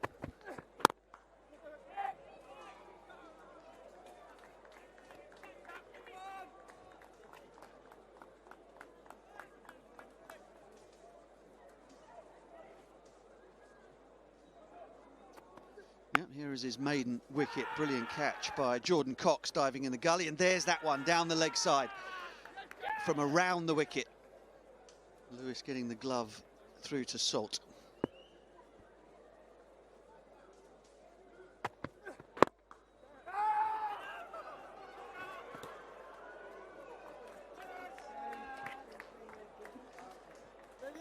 West Indies they're running between the wickets. They've had a bit of a problem with the left-handed fielders of England. I think Shai was run out in that last T20 international. When there was an easy run there, I don't think that Lewis had realised that Bethell was left-handed and had to run all the way around it. And on that occasion, they almost ran to Curran's strong hand.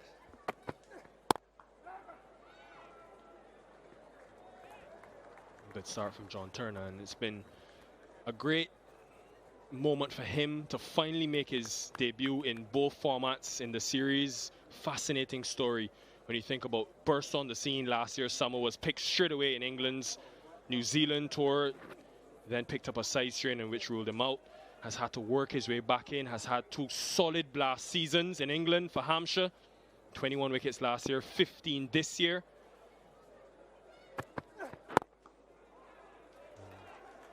Has a phenomenal T20 record, 42 wickets in 27 games at 16 apiece, and he's only 23 years old. So a lot for England fans to be excited about with the former hockey goalkeeper, Butch. Yeah, we just finished a degree as well in economics and finance. Very comfortable around the team. He's been around for a while without making his debut, so no real nerves. Almost had him again, Lewis, but went fuller this time. Good use of the attacking length, 5 for none. Well, it was a superb over. Gave absolutely nothing in terms of length to hit to Evin Lewis, and then went up there, tried to tempt him with that fuller length delivery, and it so very nearly worked. If Jamie Overton isn't reaching it, then it's not being reached.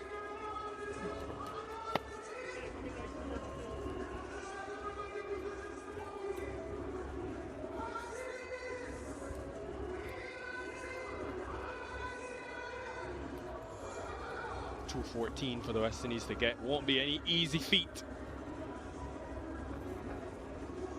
Saqib Mahmood, who's created history. 8 wickets in the power play, most ever by one player in a bilateral series. He's picked up 8 of England's 10 power play wickets. 11, correction. Starts with deep third for Shai Hope and a deep backward square.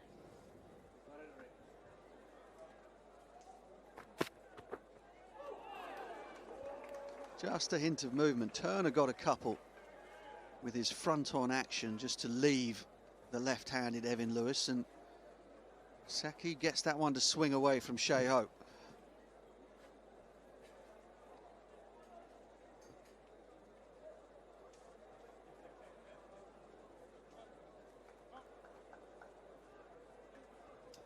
Second slip in now. Why would anyone not want to come to this part of the world? Cricket is one thing, the destination, maybe I'm just biased.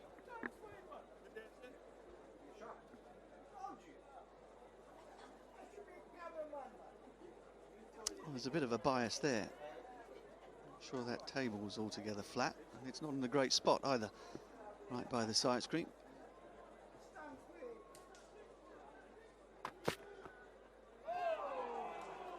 Movement again.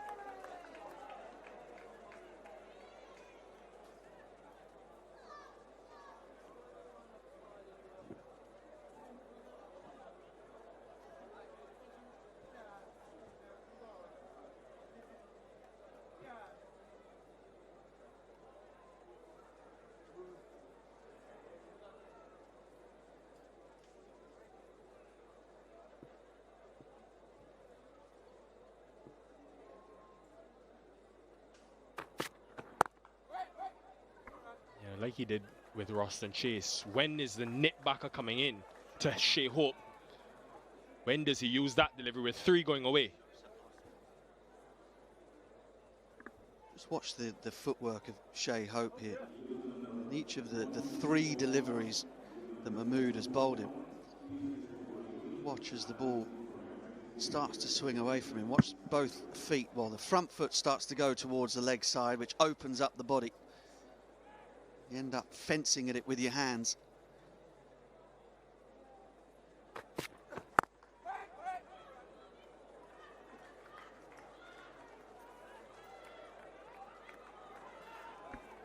An important opportunity this for this West Indian top 5 to show more responsibility.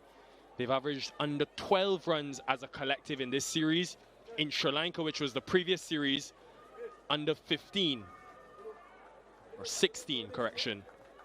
And no 50s in the last 5 T20Is of any player in that top 5. This is a big moment and opportunity.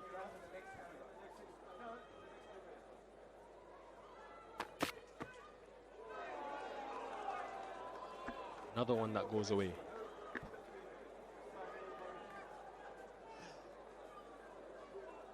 Well, I reckon you need to stop bringing these numbers up, Nikhil. You're making it sound hopeless for the West Indies before the get-go. But this was a really speculative slog, really, from Shai Hope.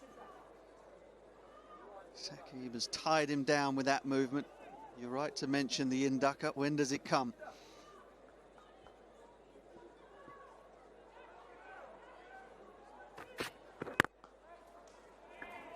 Superb over from Saqib Mahmood. Maiden Pfeiffernan.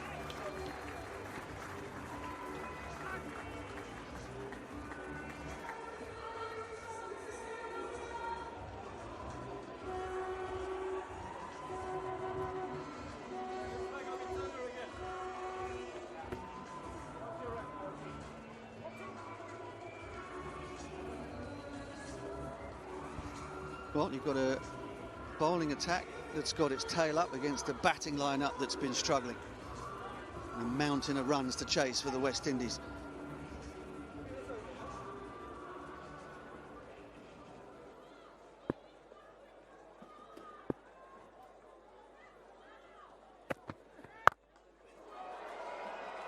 There was a field on that deep leg side boundary, but Lewis has nailed this one and got enough on it. Finally, a shot of authority. Again, it's on that line, in line with or just outside the hip of Lewis. And he just picks it up, fires it out of the park. Kept his head down, didn't even have to look, he knew it had gone all the way.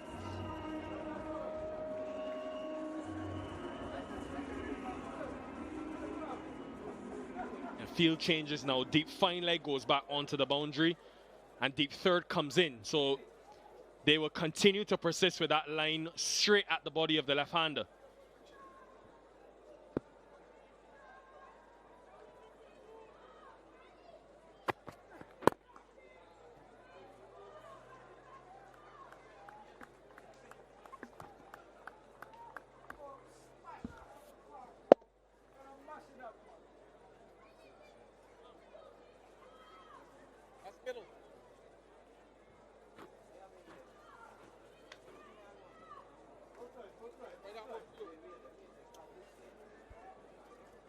Now to Shai Hope. Now Turner, as you know, but you said, is someone that gets that bit of extra bounce. The short ball has plagued Shai Hope in the past.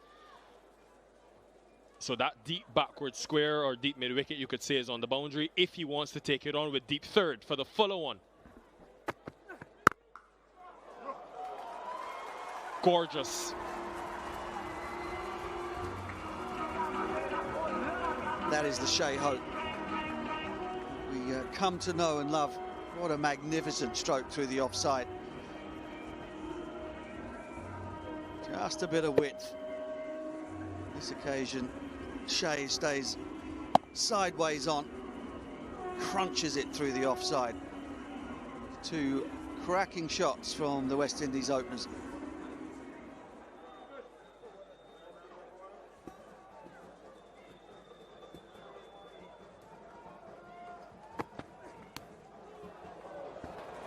Inside edge will be four nonetheless, though, and something for these Lucian fans to celebrate.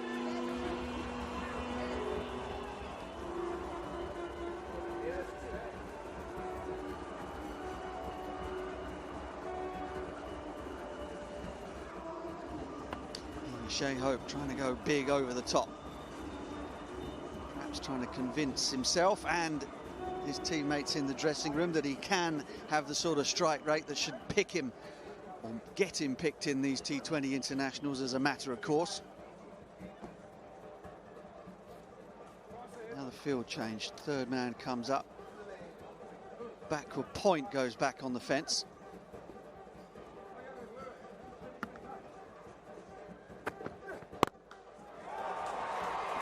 Best of them all.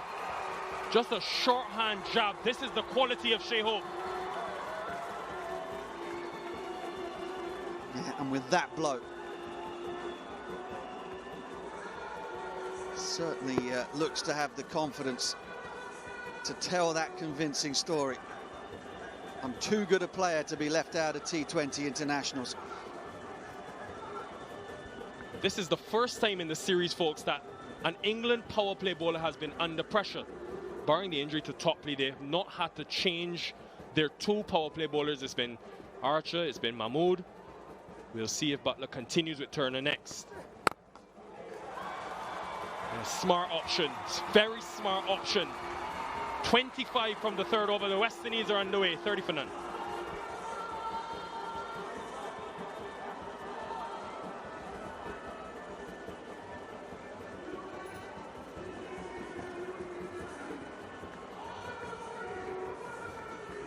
Well, first couple of overs, all quiet. And then the heavy artillery moved in. Shai with some wonderful strokes after Evin Lewis had picked up the first ball of the third over and sent it over square leg for 6. West Indies back in it. Yeah, they're jumping, they're dancing. Haven't had a lot to celebrate in the power play, the West Indies. 25 is their biggest over of the series against the new ball. Now doing that against this man who's swinging it will be a different challenge. And what is the length to Evin Lewis with 2 deep on the leg side?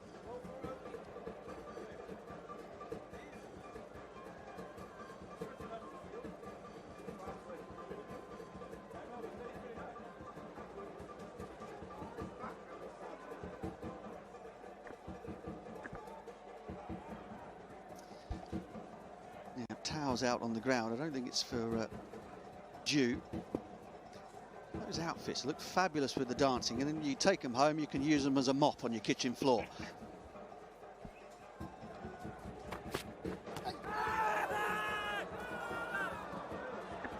Quite a problem, but Saqib Mahmood has caused Evin Lewis all sorts of difficulty in this series. Yeah, late movement again, full length, in swing to the left-hander. Josh saying it's going a long way over the top. There might have been an inside edge in it as well. After the fact, but going over. Just having a check on Lewis. Gives us time to reflect on what was a powerful third over for the West Indies. Compliments Shai. Yeah, wrong line at Lewis. First up from Turner. Then he got a little short and wide at Shai. Hope got lucky. Then Hope got good. Very good.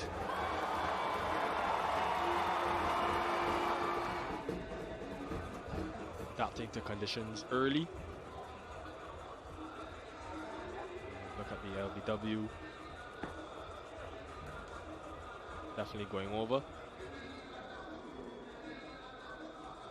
But whilst we have this chance, and I think this is a great opportunity for young bowlers around the world to learn from this man. Saqib Mahmood and actually Jofra Archer, both of them were in Barbados, as you know, training ahead of this series. Had a great discussion with him and how he's added to his skill set, learning to bowl the outswinger. He sat down and thought about this series, knew both Archer and Reece Topley would attack the ball into the right-handers, and said to himself, he is going to work on finding a way to be different. Worked with Chris Jordan in Barbados to swing the ball away like he's done beautifully in this series. And I think it shows that bowlers around the region and around the world, if you really commit to building and adding to your game, is definitely possible. And he was also telling me, Butch, I know you were talking at length about his length and the improvement of it going a touch fuller. He felt at Lancashire, because of how good the surfaces are and how true they are, he's always had to bowl a shorter length. But coming to the Caribbean, he's had more allowance to bowl fuller, knowing that the ball would swing. I just thought it was a fascinating bit of insight, and hopefully people can learn something from it.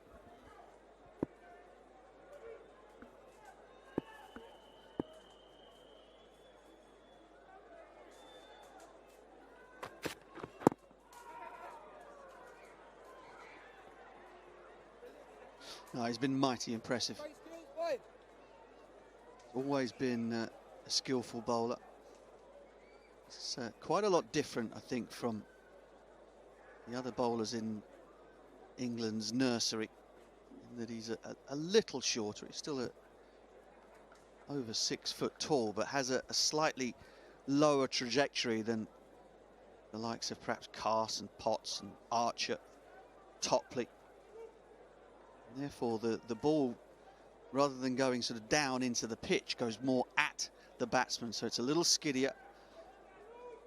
If you do get that little bit of swing, you can catch batters on the crease.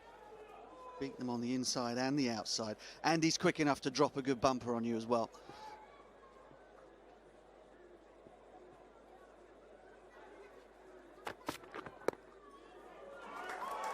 Just a tickle.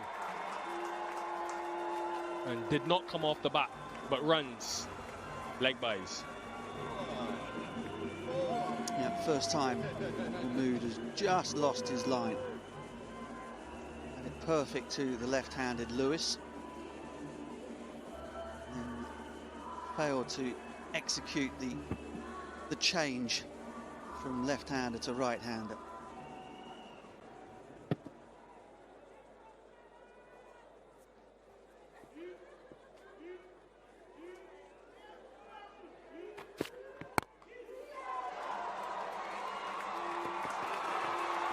Bethell is one of the most athletic fielders in the series. If he can't get there, no one can.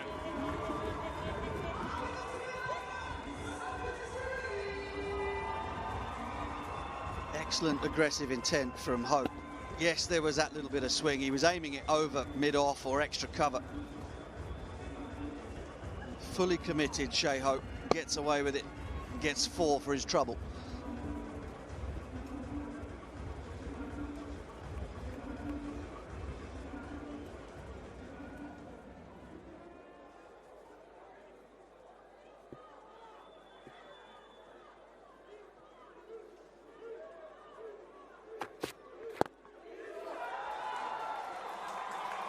How has he got the ball to the boundary like that, Shai Hope?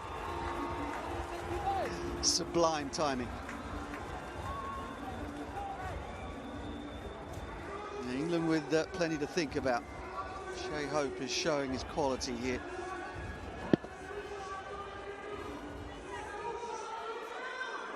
Just timing, beautiful.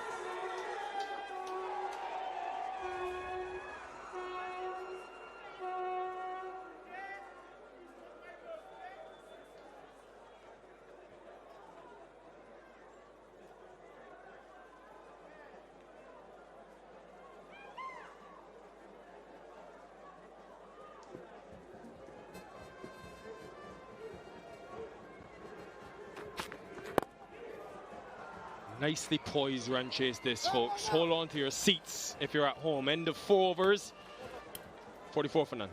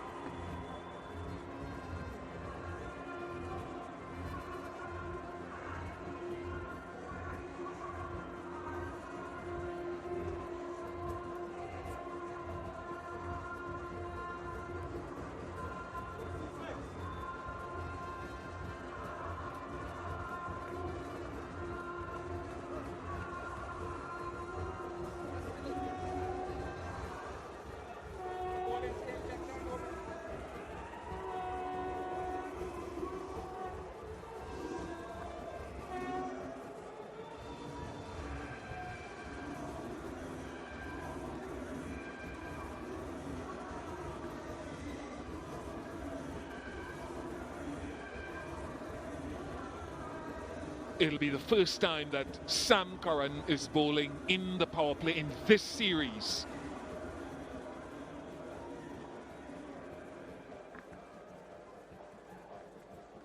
West Indies' best start in the series as well. Deep point. Who will have to do some work here. Very good running. And the deep mid-wicket as well. How do the conditions look to you, Carlos Brathwaite? They've been fairly true throughout the innings, throughout the game so far. Hasn't been quite the day versus night contrast that we've seen in the first 3 T20s. And as a result, we've seen, as you just mentioned, the best start in the series so far for the West Indies. More work for the sweeper, but only to retrieve it. What a glorious shot by Shai Hope. 33 from 16.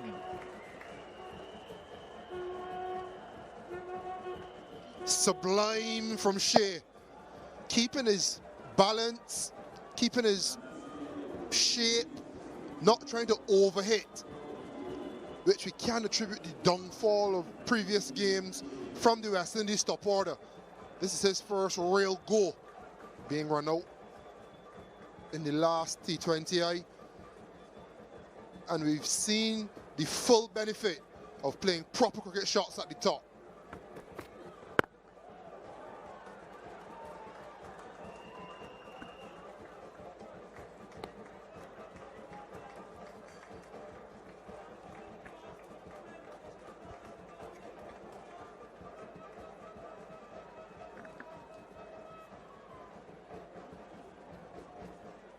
Scramble seam on that occasion.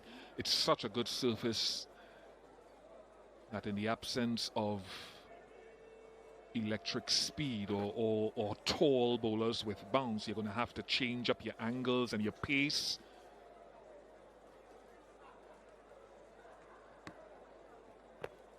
The field is changing now for Evin Lewis with a deep backward square and a deep mid-wicket. And Sam Curran has a quick bumper as well, in addition to other points in his armory. Don't know if I'll call it quick, Bish, but deceptive. Good word, good word, good word.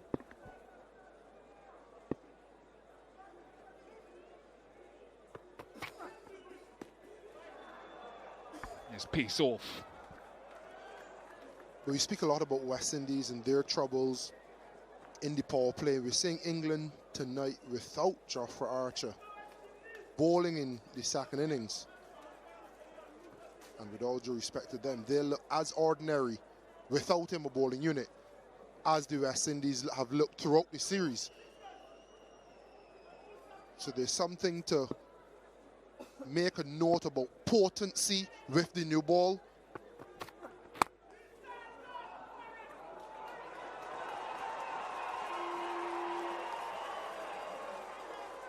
Good work on the boundary, potentially saving 2. Dan Mosley again, electric, a real live wire. Just having a check to ensure that he did in fact do it cleanly, which the pictures confirms that he did. We're just talking about potency in the T20 game now. You can no longer defend your way in the power play or through the power play. So losing Jofra Archer, which has been a point of difference.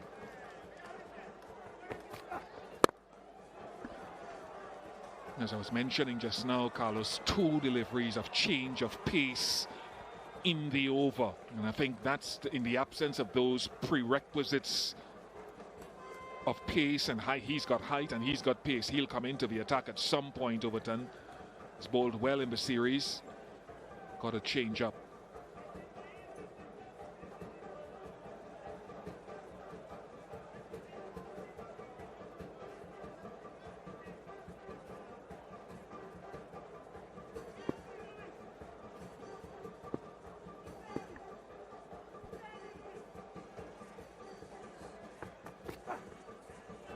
There's that short ball that we talked about. 56 without loss.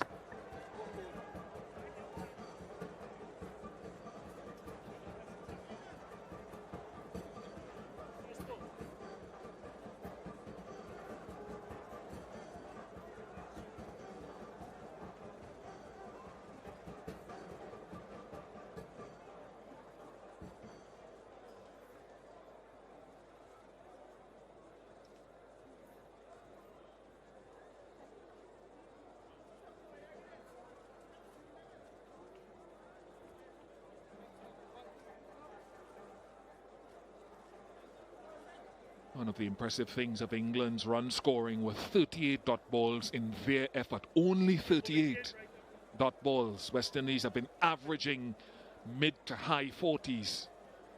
Dan Mosley into the attack. I went to some of the English punters who are here, tour groups who came in last night at one of the very popular locations, and one of the questions they asked me was whether they felt Dan Mosley could have been effective on those pitches in the test match in Pakistan because of the pace at which he bowled. Promised them I'd throw it out at the UK viewers to answer that on social media.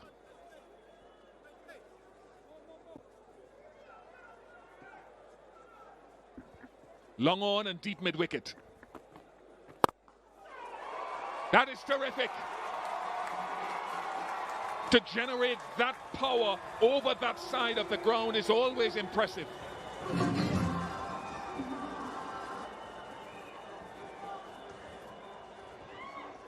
Shai has gotten on a roll, and he can play shots like those for maximums.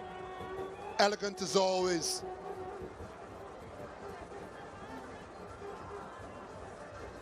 I'd assume that Mosley now has to be straighter and of great balance. Sending Nikhil downstairs to try that at some point. Adjust his line, does he? Yes, he does adjust his line because of those two deep fielders out.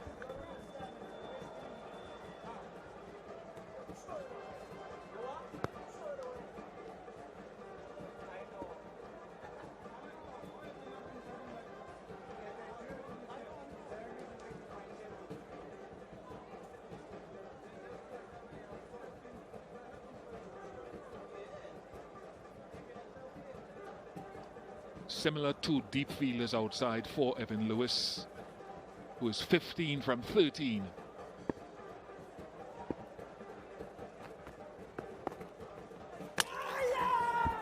Oh no, but Salt feels that he has his man. That would be very soft if it is out.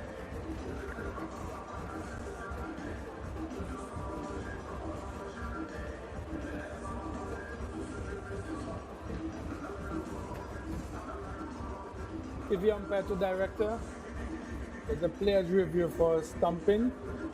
I've already checked the front foot, it's a fair delivery. Can we go to your best side on angle?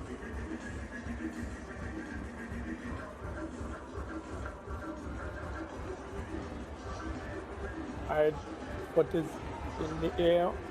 Okay, just take it back one frame, director.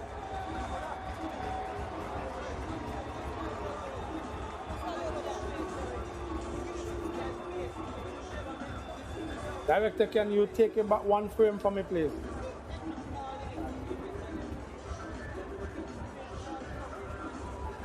All right, waiting on frame. Still waiting for that frame to go back. Okay. Ball, foot is in the air. Wicket is still not broken. Keep going. Thank you, director. Do you have a zoom on that? Okay, just take it back one and move forward frame by frame.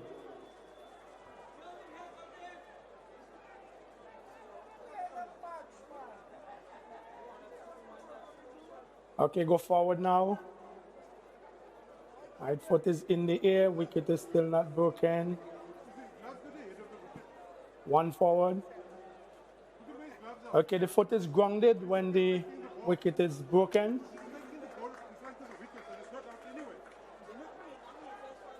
I have a decision for the...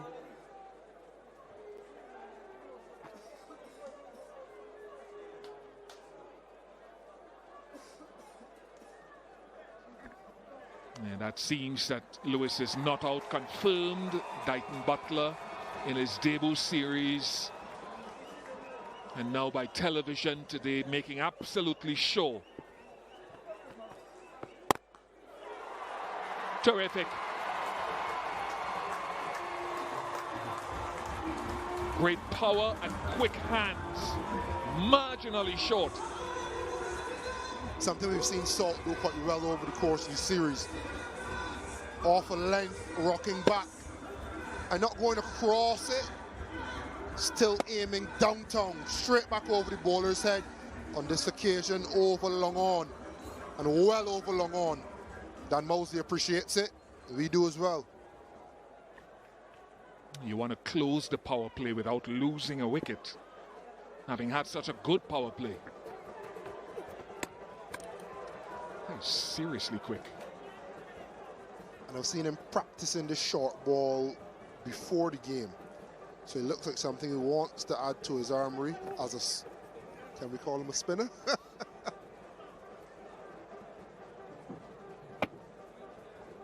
Bowler off a shorter run. I wish I'd leave that to your man with great depth and vocabulary. You just corrected me on Sam Curran's bouncer. Power play complete. 69 without loss.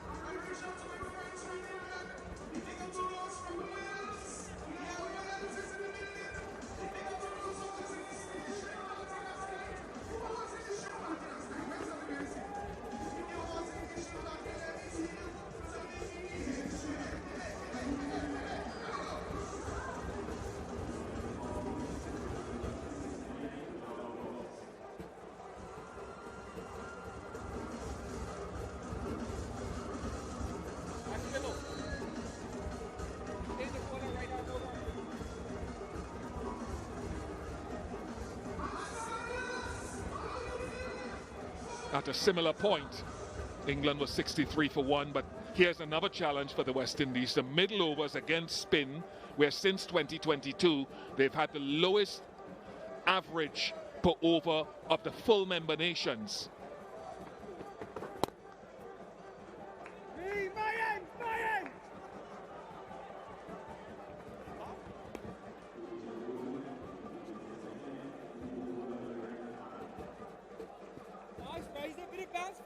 Just a correction at this lowest average, which is about 20 per wicket. Best power play score of this series.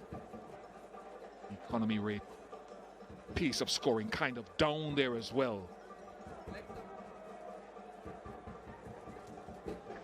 But not losing wickets against the spin is a critical thing in these middle overs. That another point, Carlos, that this team has to try to better, in as much as Ryan Ahmed will try to better his numbers.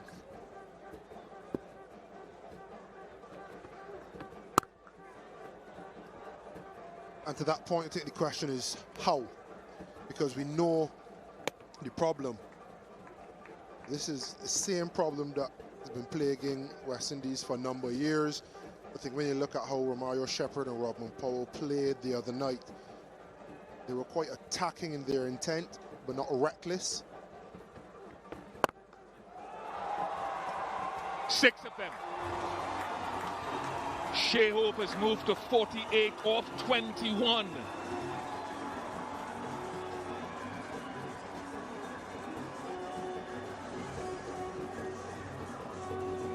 Pressure on Ryan Ahmed. Slightly short. Good transfer of weight from Shai. Always aesthetically pleasing, but technically so good.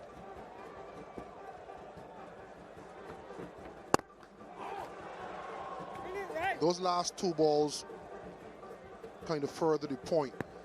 Being attacking in intent. The first one could go for 6, hit it for 6. Second one got into a similar position, but not being reckless, slapped it along the ground for a single. And I've found some of my struggles with spin. When you're looking for a single and you don't get that single, it's a dot. Pressure continues to build. When you're looking for that boundary or to be attacking and put pressure back onto the bowler, you get into a better position where if the ball is not there to get a boundary, you can then settle for a single. So I think it's a better way to approach spin as a batting unit, and potentially the how that we've been searching for in West Indies cricket. That will mean that Shai goes to a half century, his 5th in T20 internationals, his 3rd this year, 2024, and he's given the West Indies the type of start they need in pursuit of this 219.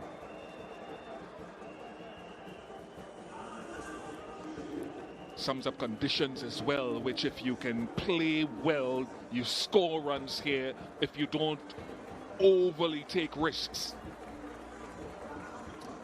Yeah, this is the epitome of Shai, the best you'll see of him. Batted the maiden, transferred pressure immediately to the bowling team, and it's how he did it. Not reckless, showing good temperament, playing classy cricket strokes and getting maximum reward for them. Now look out, folks, if you don't know, and many of you know Liam Livingstone, some of you don't, look for the off break against the left-handed batter and the leg break against the right-hander. It'll be hard to catch that if you're Turner and Mahmood. They don't.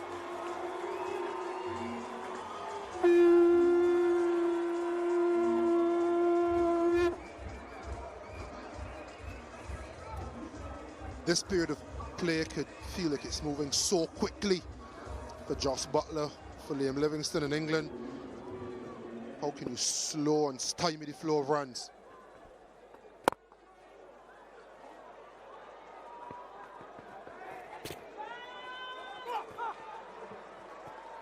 That's another thing Shai brings, you know. You talk about his stroke play, but his willingness to be brisk between the sticks and to push his batting partner. If you're not up for it, you tear a hamstring or something.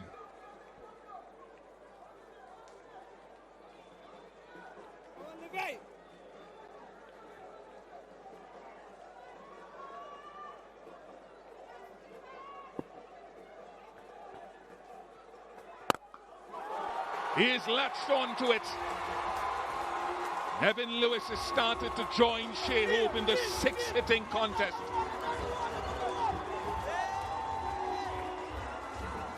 Here, the wounded tiger. A couple grimaces from Lewis. And then a smash off Livingstone. He was on his haunches as the ball was being retrieved. But we know his power if he gets going. More runs. It will bring up the 100 for the West Indies. This crowd is going crazy. In just 7.5 overs.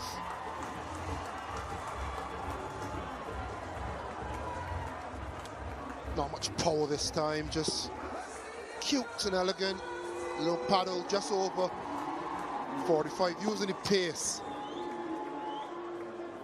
100-run opening stand in quick time.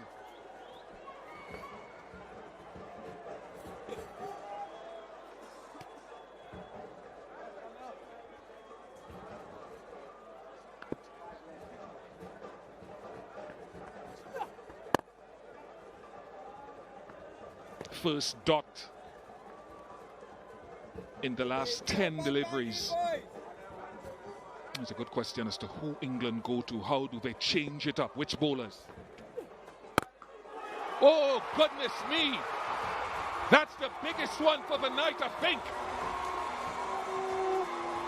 Into the Beausejour Hills.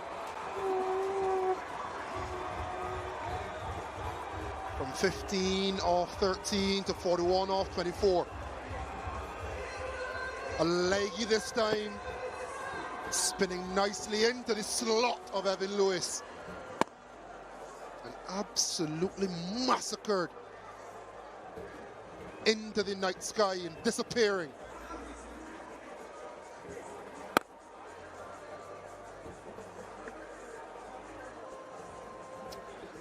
He picked it, Evin Lewis. You have to say he picked it because he hit in that long on direction.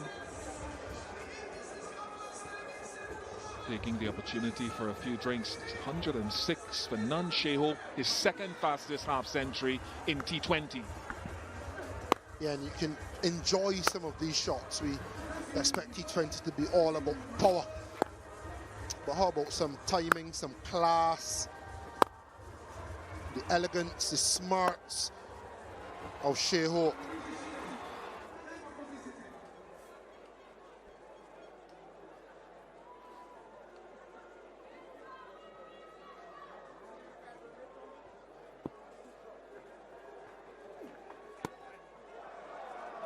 reload.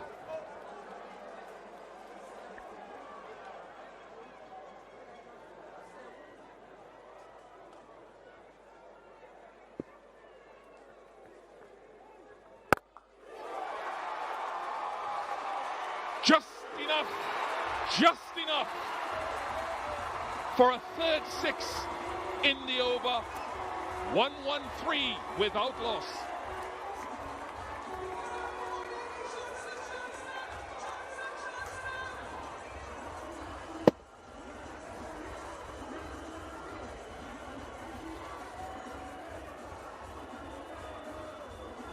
Just enough muscle on it.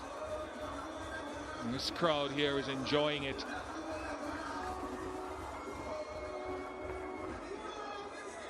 Hello.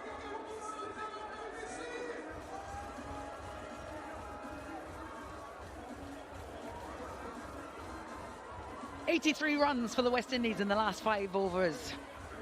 An unbeaten partnership at opening stand between Evin Lewis and Shai Hope. 113 without loss after 8 for the West Indies. Right on brand.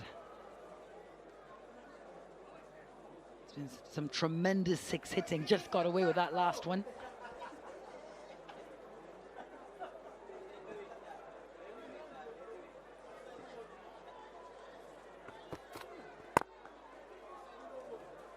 Really has been a lesson in acceleration here and building a T20 innings. Shai Hope, for example, was none off 6 and then 18 off 10. Ian Bishop went on to his second fastest half century in all T20s.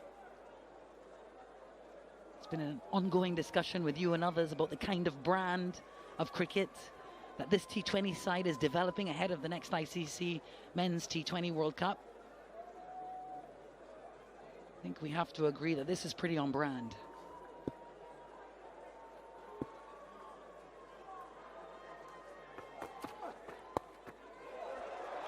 More runs. And a half century for Evin Lewis, his first of this series. His 12th overall. Yes, he gets the high applause and adulation of the coaching staff. Started a little bit slowly with Shai Hope taking the initiative, but now he's caught up and surpassed in terms of 6 hitting, 5 sixes.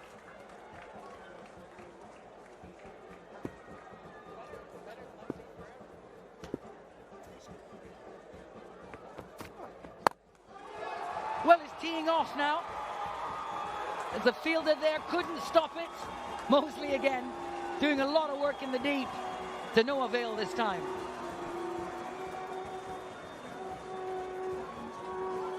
And Curran trying to take pace off. And in a sense, it didn't hit the absolute center of the bat, otherwise it would have sailed over the ropes. But that's where Curran wanted him to hit it. The fielder couldn't get there in time.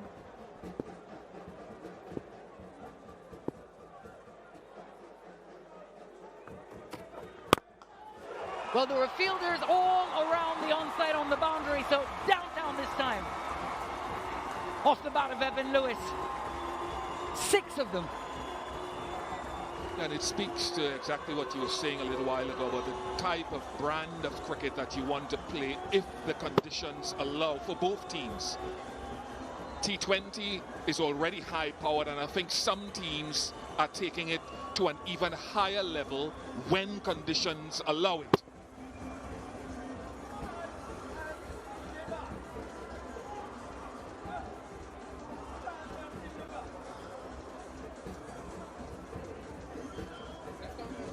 A look at the apex, 83 meters long. Just a word from the captain to Sam Curran.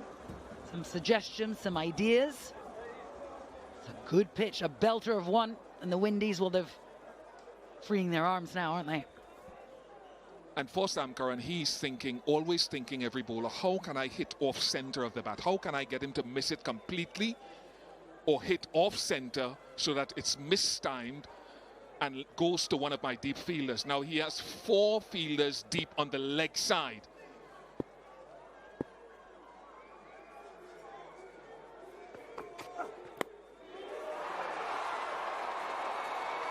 gonna fall safely. And it's gone all the way 6 more. 91 runs in the last 30 balls of this encounter.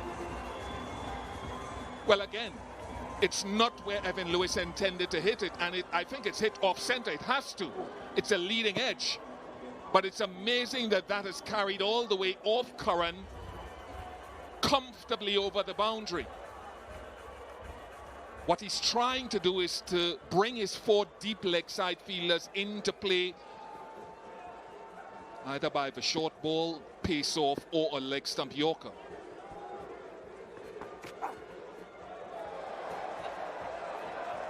Given a wide. A few hoots and hollering around this ground. A really lively crowd gathered here this evening in St. Lucia. Been chatting with a lot of the English supporters in the hotels, and they'll be delighted to see a West Indian resurgence. They wanted to see a bit more of a contest. We've got that on our hands tonight. 52 of the last 11 deliveries. Fine leg comes up, long off, pushes back. Does he go straight and full? Wherever he goes. Oh! What a save! A couple of runs saved, and what a great effort that was from the captain.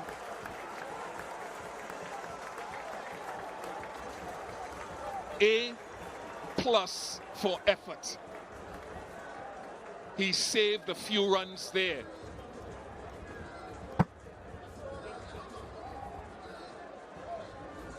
I think they've only run 1, so he saved 5. That is terrific, to put your body on the line. Even if he didn't haul it in, that should inspire the rest of his teammates.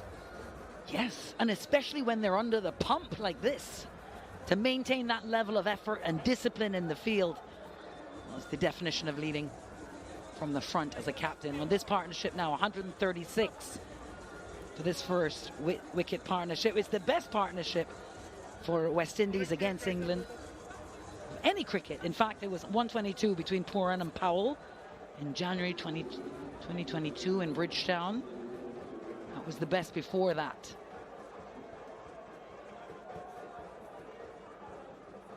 Alex, just my mind goes to the bowling. Watch for the googly again from Rehan Ahmed to the left-hander.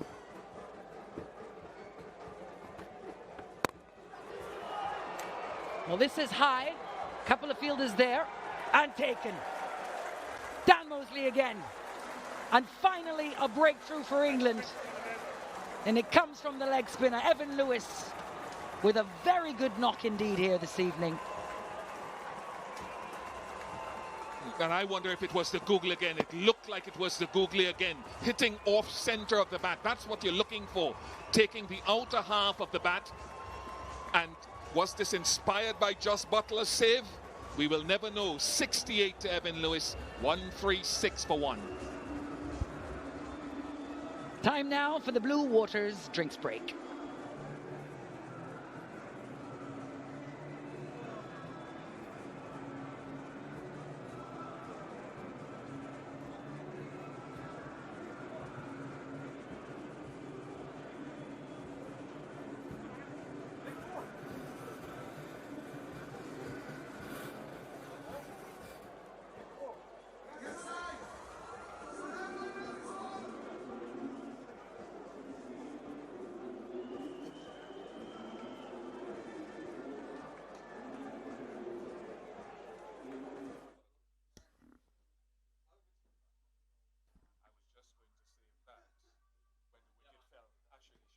Yes. What were you going to say? Height. So make that point when you come back on, because I'm not sure of the point.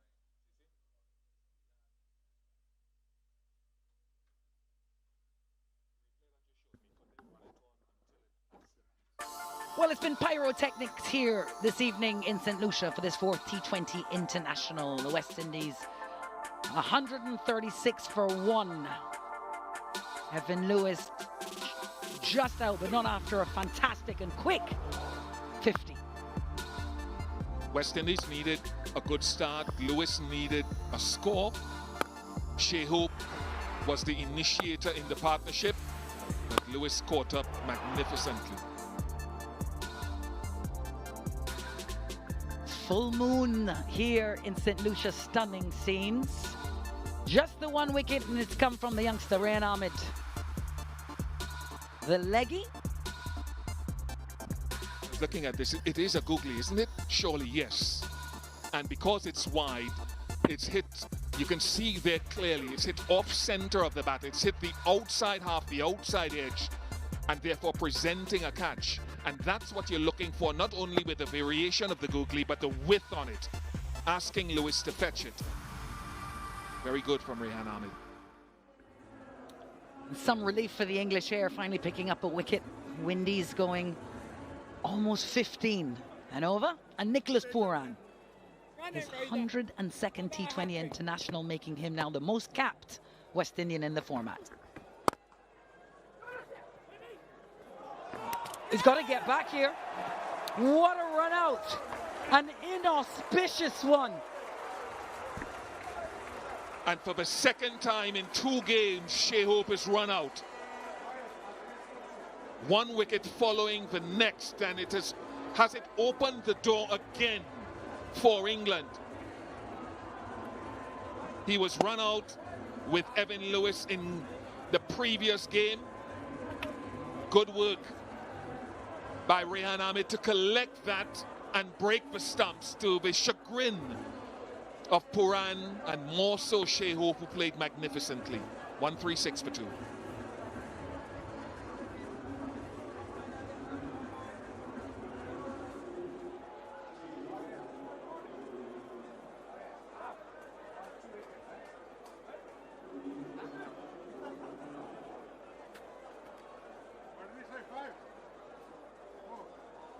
Powell, the captain, steps to the crease. Good foundation created by his openers.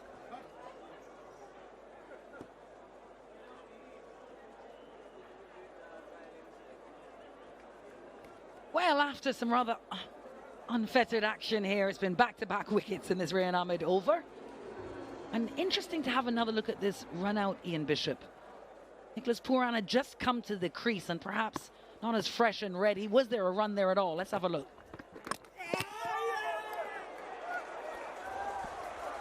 That's the 3rd one. That is 3 wickets on the trot here for England. And Nicholas Pooran can't believe it.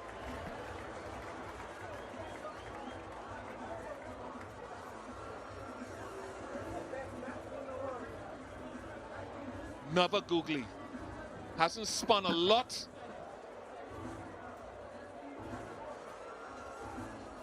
And just hit the inside edge onto the stumps. And from being in a strong position, England are roaring back. Pooran goes without scoring. 136 for 3. Well, this is just quite extraordinary. And that Darren Sammy's face tells the whole story. It was the first time in this whole T20 international series where the Windies looked in strong control here, on their way to effecting a very good and maybe record-breaking chase. And they're just going to have a check the last wicket. The 4th defeat is a fair delivery. Can I have your best angle to see?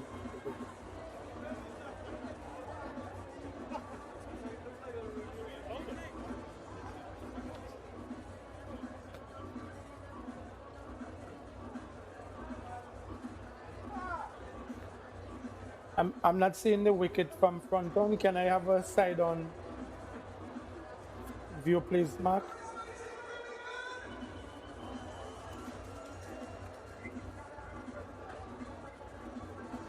Waiting on the side on. Yeah, thank you, Mark.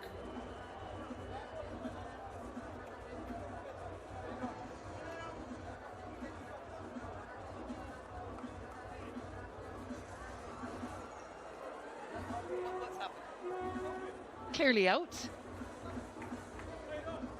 Just going through all the regular protocols and procedures, but 3 wickets on the trot for England, and they're back in this game. Opportunity here for Shimron Hetmyer. Hasn't had the best run of it to maybe steady the ship. Buttler's gone on the attack. The game has just changed its complexion.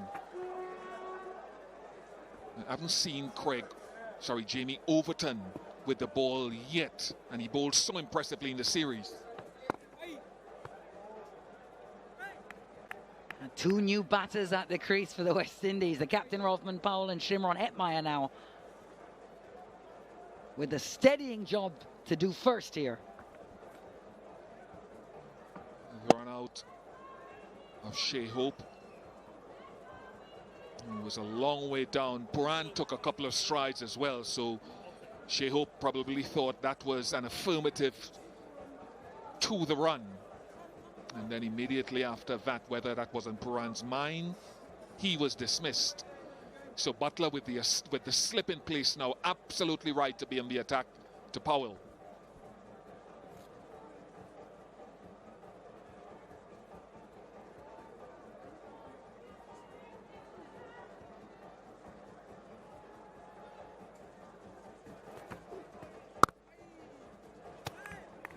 Well, it's been an over where everything has happened. 3 wickets and just 2 runs from it. Success and breakthrough for England at the halfway point. West Indies 138 for 3.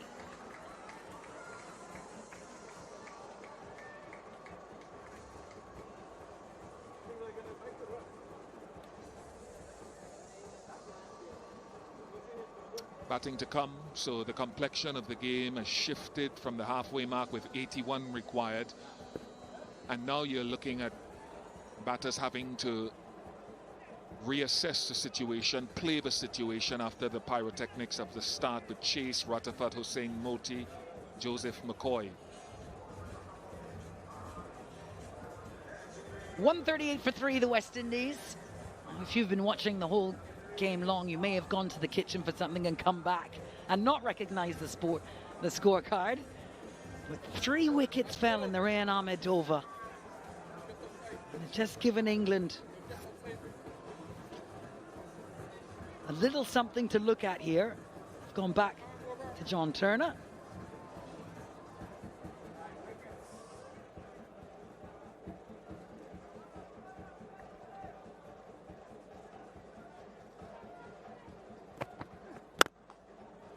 Oh, it's a beautiful shot. Gorgeous cover drive all the way for 4 from the captain. We have no signs of due as of now formation on the field, so the bowler shouldn't have a problem gripping the ball as we go through the innings. So Turner now has to get his length right, perhaps into the pitch, hard into a good length, and see what response he can get to Rothman Powell.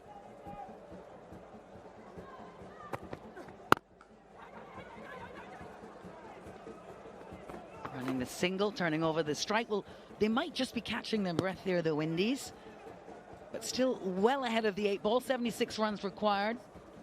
58 balls with which to get those runs. And, of course, plenty batting to come. It was just the context within which it all happened, having had such a big opening stand. And look at the field now. Jos Buttler has talked ad nauseum about using the field sets to sometimes toy with the batsman's mind, getting the short leg in. Hetmyer, who was dismissed to the short ball in the previous game. Before that, he nicked off behind the wicket.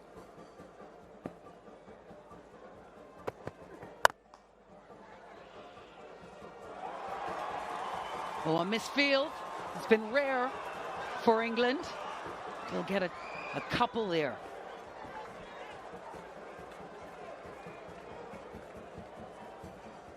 So this is what we're talking about. You've got the short leg in. So Shimron Hetmyer is thinking, will the short ball come? No. Turner bluffs and he goes full. Tries to go Yorker. Overton doesn't clean up. But Hetmyer is still thinking, when is the short ball coming?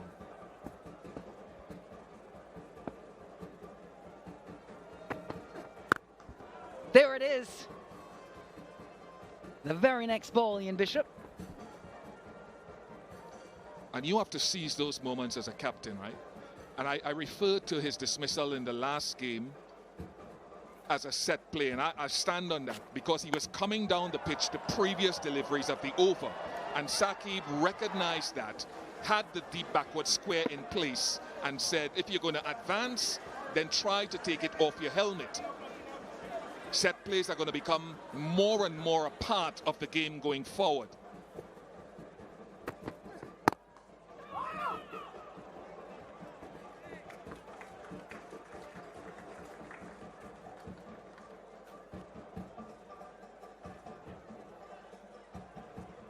The asking rate just a touch under 8, so now Powell gets a chance with Chase and Rutherford to come with Akil Hussein and Moti, perhaps, if not needed, to answer his own call with Hetmaya and say, let's be smart. We've got firepower, although Shepard is not there. Let's play the situation.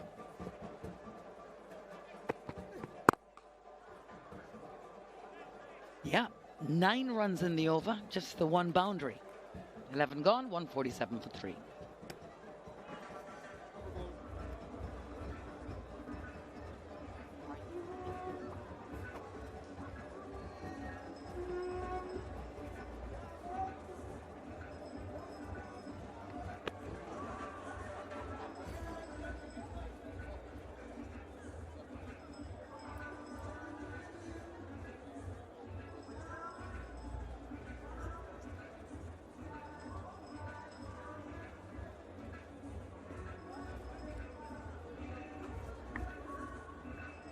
That yellow West Indian worm went straight up for a bit. High trajectory, 3 wickets falling and continuing to rise. His intent is clear, Rothman Powell. This is the brand of cricket the West Indies play. It's going to be boundary hitting. It's going to be playing the situation. 6 off the first ball. And Buttler has an extra fielder in the circle. He's allowed 5 outside the circle. He only has 4 because he's trying to attack Powell with the wrist spin, with a slip in play. Perhaps the length a little too close. And it's interesting because that at the halfway mark of the innings, 138 for 3 is the highest the West Indies have ever achieved in a T20I. I think that's worth repeating, Ian Bishop. 138 is the most number of runs the West Indies have ever scored in the first 10 overs of a T20 international. That speaks to conditions and an excellent pitch by Ken Crafton, who's sitting down there, the groundsman, with his crew, but also the intent that West Indies are trying to play with. There's Ken. He's terrific.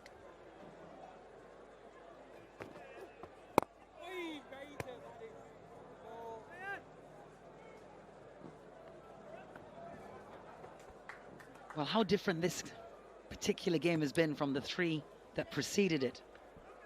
Certainly conditions are different, but that opening partnership for the West Indies given such a good platform here.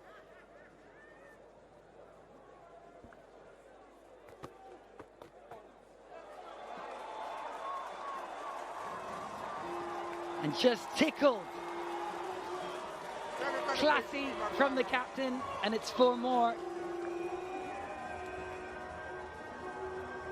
Scores of 40-odd in Barbados, 50 in the previous game here a couple of days ago, and his ability against leg spin can sometimes be enigmatic. He can look all at sea sometimes, and then he can score well against it, Rothman Powell. Buttler still on the attack. He's moved his slip in himself to a leg gully position now. So Rayan has to bowl a little bit straighter, perhaps.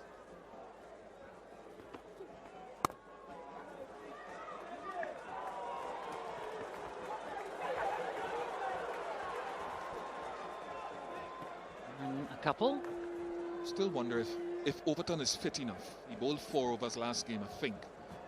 If he's fit enough, I wonder if he's worth an over, if he's available physically in terms of his fitness to back up the 4 overs from the last game.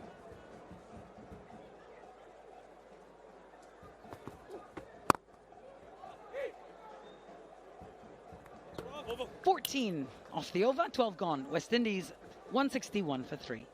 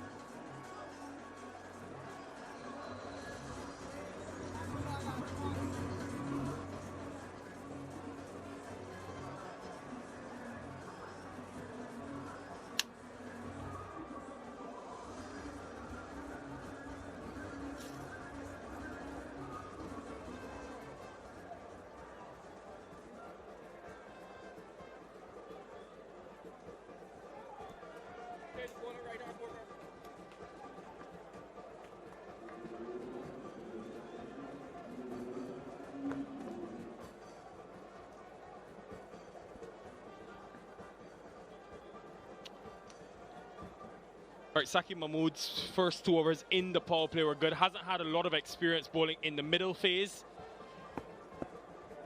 in the series because he's been so brilliant with new ball in hand.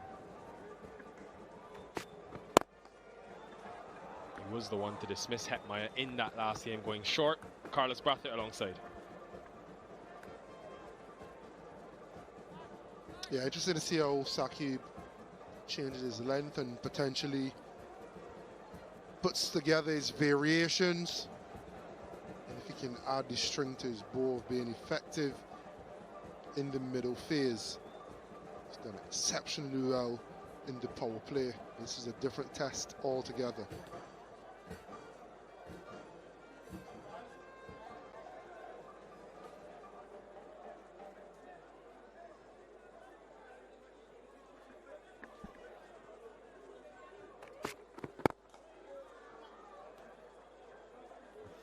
Yeah, and Bish spoke about it in the last over, and obviously they've made up their mind that Jamie Overton will play specifically as a batter in this game. But you think, Carlos, it's a surface like we saw a couple of days ago that really suits him because of that sometimes extra bounce you can get here in St. Lucia. He bowls the cross seam. He then has a few variations of the slower delivery, and we saw the success Obed McCoy had going into the pitch and pace off, and how difficult that was to hit. And you've got guys who will come hard in Hetmeyer, Powell, Rutherford, so pace off is a good option.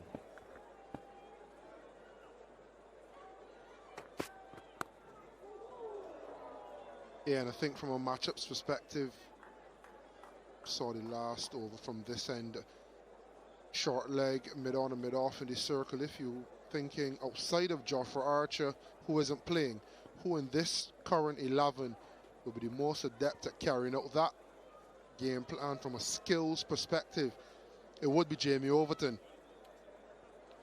Upwards of 85 miles, 135 k's an hour, and then the ability to also double bluff and fox the batter with a dipping slow ball. He has all the tools, and England have invested heavily in him, especially in this series, to do something like this where he may not bat or bowl.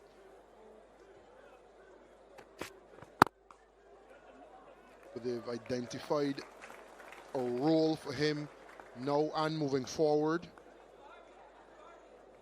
It's one of the things with the Englands of the world that you enjoy watching, the planning, succession planning, role setting, and giving players the opportunity to perform those roles for an extended period of time.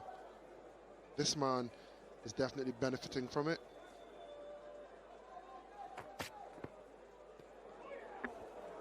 Right down the leg side. And what is Jos Buttler thinking now for the remainder of his options? Rayan Ahmed has got 1 over. Last one was a good one. The last 2 have been good since he's changed the game with those 3 wickets. Is he brave enough, Carlos, to go back to Dan Mosley? Cast your minds back to Barbados. Mosley had Rovman Powell completely outfoxed. 2 runs off 8 balls. That first T20I. So does he go back to him for 1? Hoping that history repeats itself. He's got to find wickets.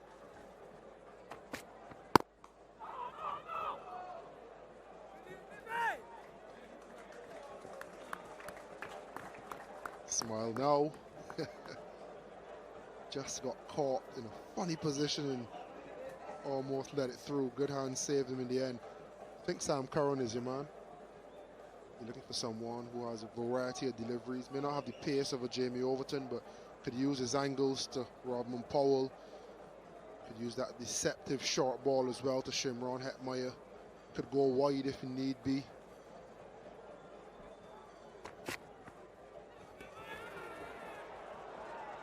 On the leg side. Yeah, and Curran coming into this game, obviously he's been expensive tonight, but has been so economical in the middle overs. And bowled a lot to Powell throughout the series as well, but been very good at just stringing together balls on a consistent length, and has been able to dot up the West Indies in the middle specifically. Yeah, and he's bowled a maiden to Rodman Powell in one of the earlier games as well. Dan Mosley won't be a bad option from the other end next over, given the protection of, we call it into the wind, but there's been absolutely no wind. And then give Sam Curran the option to bowl from this end, following Saqib Mahmood and use the angle across the right-hander. That is brilliant. Top class from Rodman Powell with mid-off up in the circle. Captain is playing a real captain's knock and has been in this series. 172 for 3.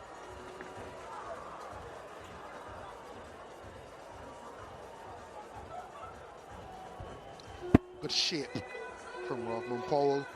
Classical. It's gone aerial on this occasion as opposed to through the field. There's a lot to love about this shot. Have a look at this. Holding the pose.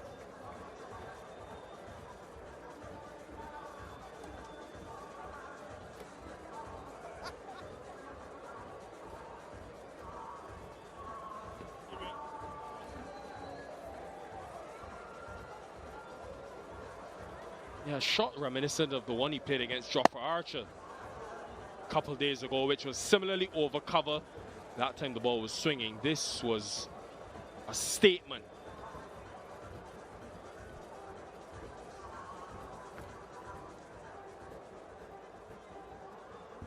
So Buttler's going for Ryan Ahmed's 4th and final over.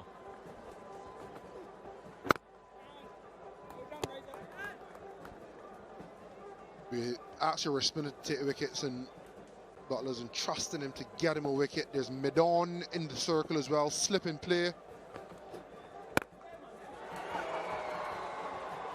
This will take serious catching.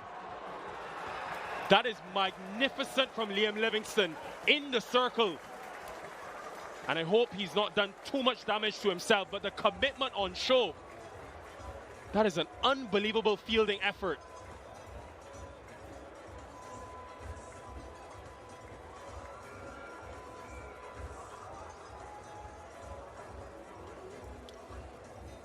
A wicket for the field. Mid-on in the circle. Ryan Ahmed tempting Hetmeyer. And he went high, but not long enough. Livingston pouching it to his peril. Shimron Hetmeyer struggles against England again. He goes for 7. 172 for 4 the West Indies.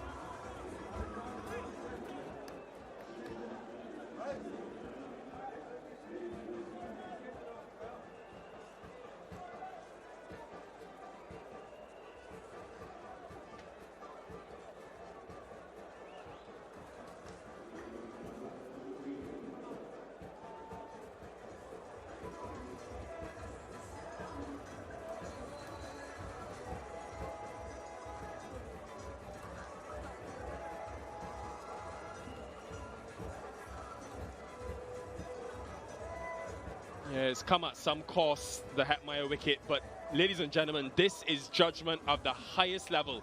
And good from Buttler as well to keep mid-on up in the circle. Let's not forget that.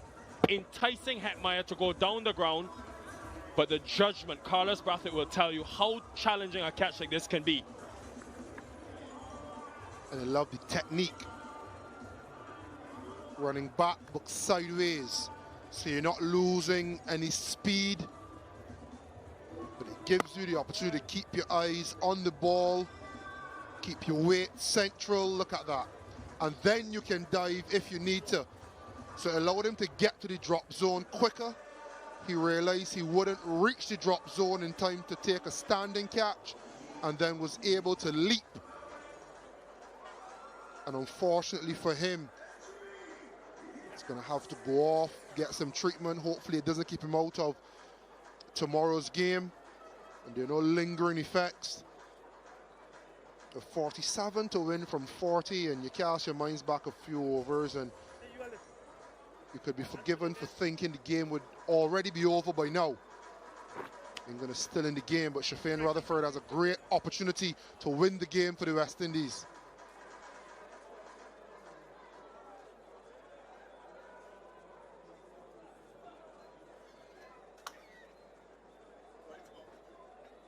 Rutherford has had his difficulties against spin. Rashid got him early in the series. Caught at that slip. And as much as we admire the catch, Carlos, it's not something you see captains doing often, bringing up long on for a spinner. So very brave from Buttler, I guess he has to be, but brave and actually dangling the carrot and working. Rutherford now has taken on that fielder, and this time barely clears that boundary.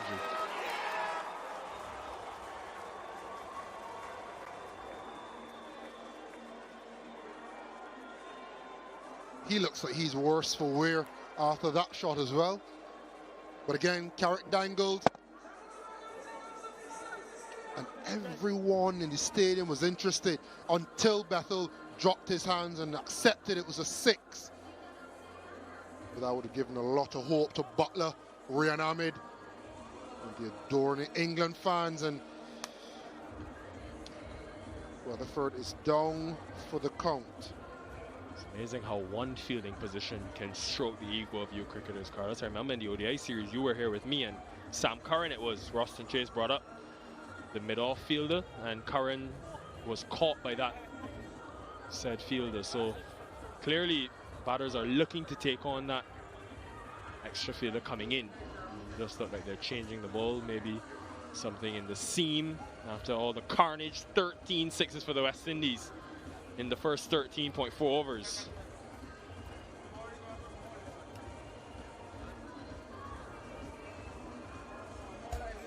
Right, in the meantime, gives us an opportunity to enjoy this wonderful land. It really is rich in culture, in scenic views, in the perfect relaxation, and of course inspiration for your soul.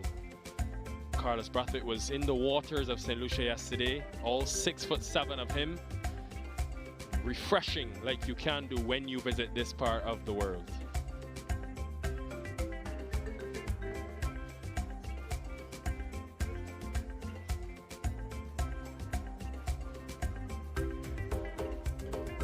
Yeah, they were 136 the West Indies when they lost their first wicket. Bit of a fight back from England. Here is that first wicket and more. Evin Lewis falling to the googly. Then misjudgment again. Good captaincy by Jos Buttler. Either mid-on in the circle or straight mid-wicket, which would have also prompted this dismissal. Likewise, mid-on in the circle and tracking back. It's been exemplary captaincy from Jos Buttler. Small tweaks. Rian Ahmed has been the chief distractor. One thing you wouldn't see here on this graphic is an amazing save by Jos Buttler. The final ball, the previous over before the Evin Lewis wicket, which started the collapse. Yeah, Rian Ahmed obviously hasn't played a lot of T20 cricket this year, just his second T20I, but was expensive in that last game he played, which is the first game for him, none for 29, and he was guilty of being full. Tonight, he's been full. The wicket-taking deliveries, you call it the attacking length, but 40% of his deliveries in a good length. Yeah, and those two pulsing balls, one to Puran, would have been his first delivery, so in an attacking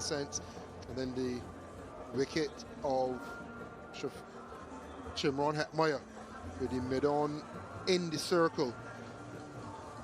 He's spoken about working on having a more repeatable action which allows him to have change-ups, allows him to change his length when he wants. And tonight that's been on show, being able to be a bit more defensive and control your run scoring, or at least try to, but then at the flip of a hat be able to go more attacking and try to pick wickets up for his skipper, which he has, 3 of them.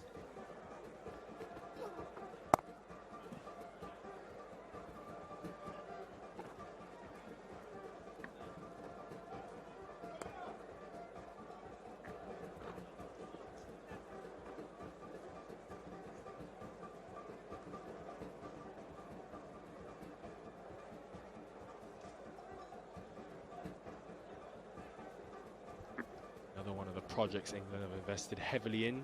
Seen him a lot in the red ball circuit. This has been a masterclass against leg spin bowling from Rodman Powell in the series, folks. It has plagued him in the past, not in this series. 185 for 4.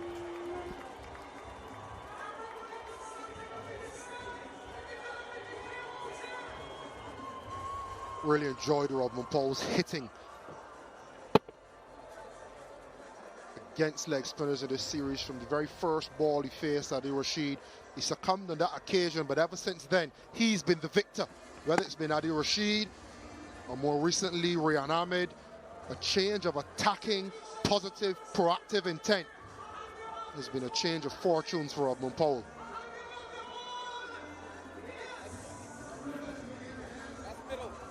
Yeah, less runs than balls for the West Indies, and just on that, after he was dismissed by Rashid, 81 runs off 40 balls against leg spin in the series. Livingston, Rayan and Adil Rashid himself. It has been something that has plagued him for a number of years. But at his best, like we saw in 2021, Mosley's back. As we saw when he got that 100 at Kensington Oval, when he is at his best, he is capable of playing the leg spin and scoring against it.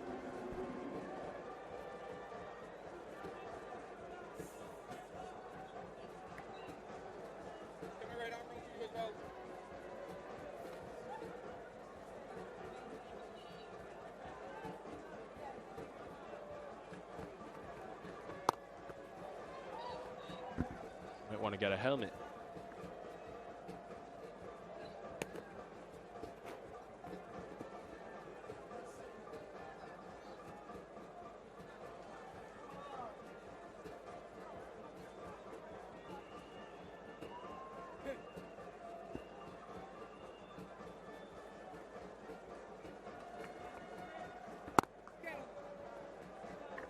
A few occasions tonight, Carlos, and it's the smaller details sometimes that can make a big difference when the surfaces aren't as conducive. England ran 7 twos and a 3. And there are a few occasions where I think back to Lewis when he tried to hit that 6, Buttler made the save. They ran 1. Just now, Rutherford, only 1, watching the ball. I wonder if those are the small details that the West Indies can continue to enhance as they try to score off more balls. Yeah, and you also think to the double bluff Turner to Hetmeyer, push past mid-off, and the jog 2, when it could have potentially turned that into 3. And for someone like Hetmeyer, who's struggled for runs in this series, there's opportunities like those that you not only get an extra run, you get a little bit more of your blood flowing, you get a little bit more intensity through your body. You think to England dead and buried, or it feels like it. And Josh Buttler putting his body on the line and saving 5. Some will call it a drop catch, I'll call it saving 5. And then the next over, you get wicket, wicket, wicket.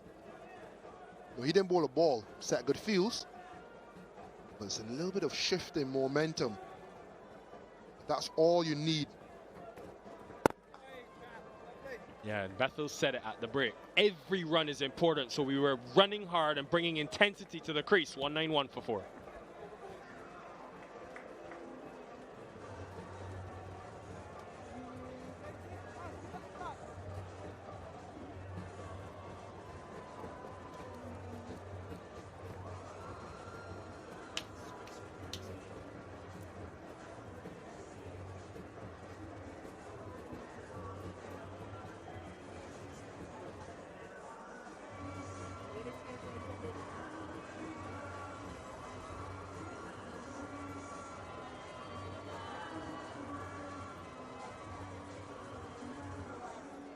5 overs to go. West Indies in a comfortable position, needing 28. And Mahmood will bowl his 4th and final over. So Buttler going back to arguably his best option, trying to get a wicket.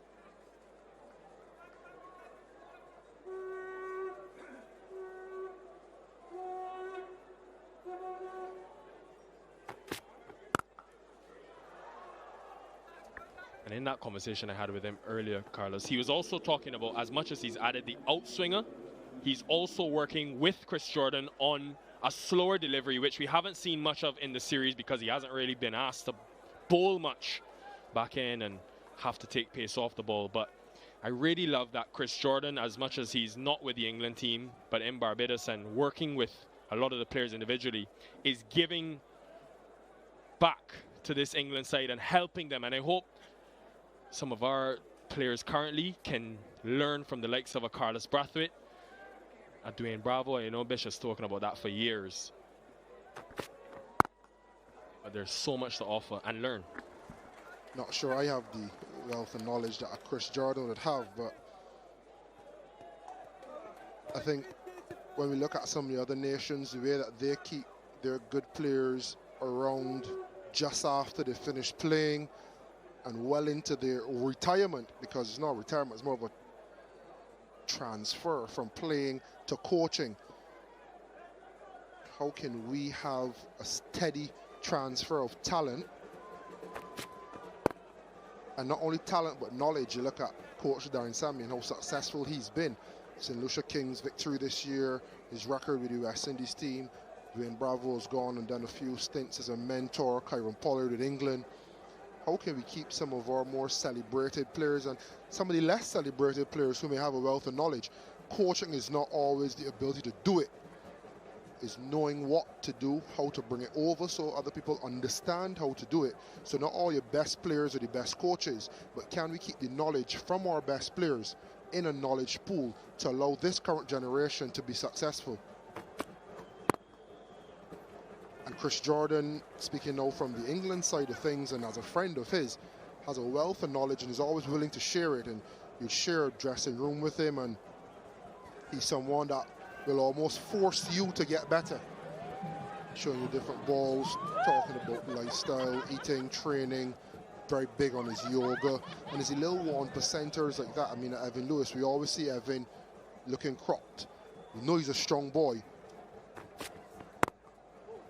Can something like a yoga unlock a little bit more out of Evin Lewis? And I say that, and I call Evin name probably unfairly, but just because when we think about cricket, sometimes we think so much about bat and ball. Sometimes it goes beyond that. It goes a little bit more to lifestyle, and not questioning Evin's or anyone in the West Indies team lifestyle, but just saying, how can we get some of our players that have been there, done that, to share some more information and make the knowledge pool a little bit bigger, so that we can have consistent eras being successful. Very good over from Mahmood. It's been a very good series for him as well. Man for 24 in his 4, 195 for 4.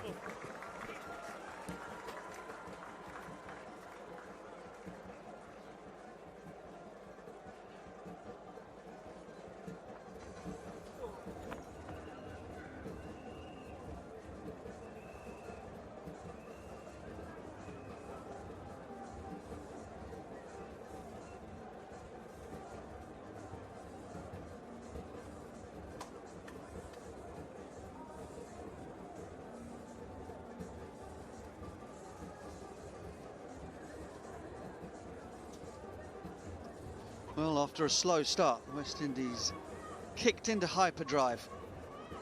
Been ahead of the rate since before halfway in the innings. Stunning batting from Shai at the top of the order. Evin Lewis,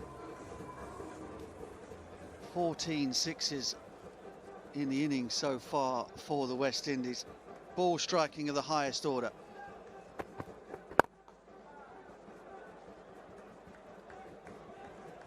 It was interesting to me, Ian Bishop, that Beginning of the innings, West Indies with the steepest run chase at this ground in front of them.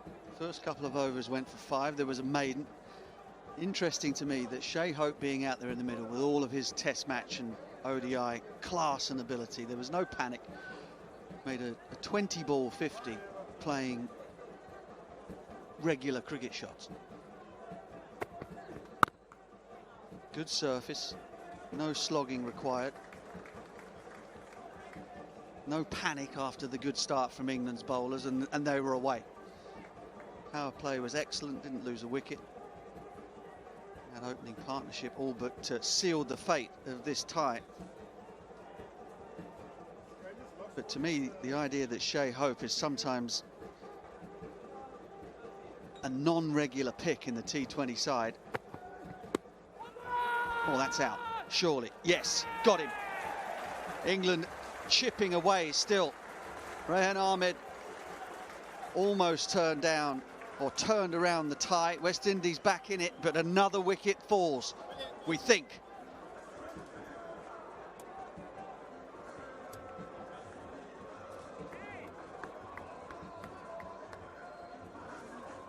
TV umpire to director. There's a player's review for LBW given out on field. I've already checked the feet, it's a fair delivery. Can we start with front on?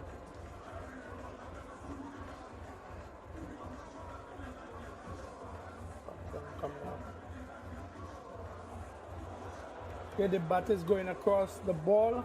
Can we just use ultra edge to transform? Right, ultra edge coming up. Okay, there's a clear gap between bat and ball. No bat involved. Then we go to ball tracking when it's ready. Original decision is out. Pitching outside off, impacting line, wickets hitting. We go back to Greg on field. Greg, you'll stay with your original out decision. You're on screen, make your signal. First wicket in T20 internationals for Turner. A proud moment for him. Powell played well for 38, 196 for 5.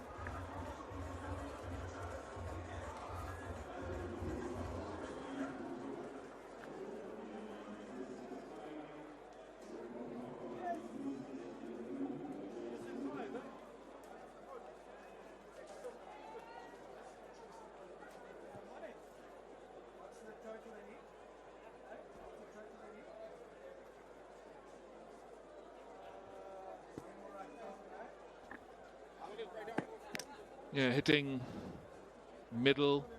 Powell knew from the moment he was struck, he turned really to go, but thought, let me just utilize the review.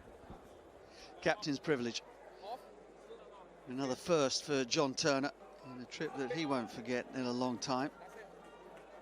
Even more memorable if he can knock over another one here. Roston Chase, who's been coming in at number 4 in the previous matches, now in the finisher's spot.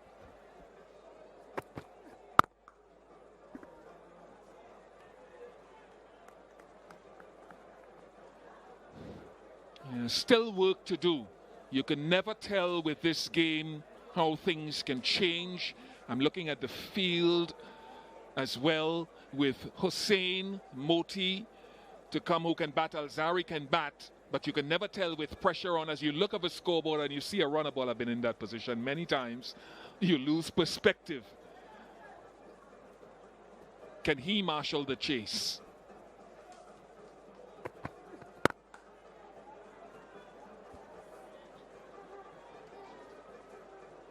Well, full credit to the West Indies up to this point. Full credit also to England. We were not aware and had just perhaps assumed that Craig Overton, Jamie Overton, you got me doing it now, would be bowling. He's bowled in the previous matches.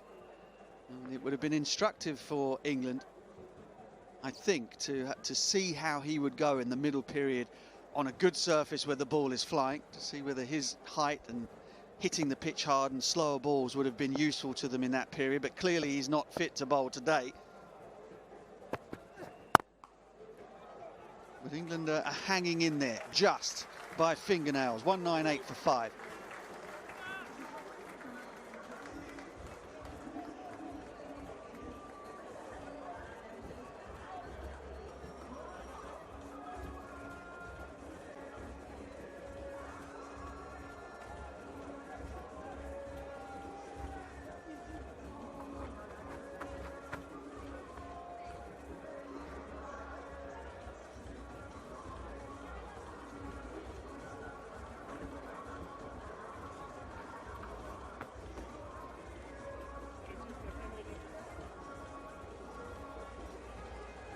Still work to do. 21 required from the last 3. Turner has bowled out, 1 for 42. Saqib has bowled out. Rehan Ahmed has bowled out. So you've got Curran, Mosley with overs available. Livingston is off the field. Jacob Bethell hasn't bowled a delivery tonight so far. Curran with a deep backward square mid-wicket long on. Dot ball, very, very important, and that's where the pulses start racing. Yeah, and England will be trying by view of Sam Curran with the ball, who's an arch competitor. Some of the senior players out there, Josh Buttler, just ramping up that pressure on the field, reminding them that it's not done yet.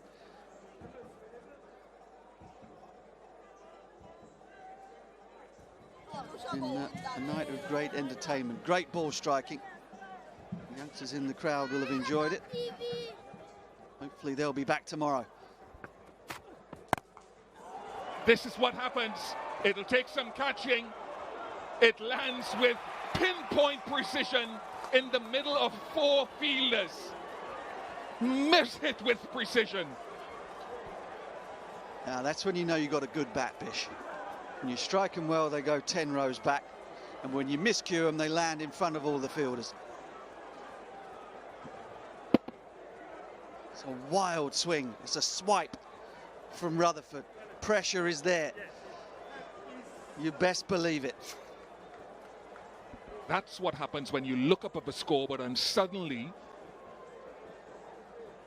it's more than a runner ball required, and it shouldn't set your pulses racing, but I've been there, and it looks much tougher when you're out in the middle looking to chase it than us sitting here in the cool of the comms box. And also that the set batters have all come and gone. That little spell there, which was ignited by the brilliance of Josh Buttler in the field. He saved 5, kept Lewis on strike. He probably shouldn't have been there. They should have run 2, and then there was that collapse.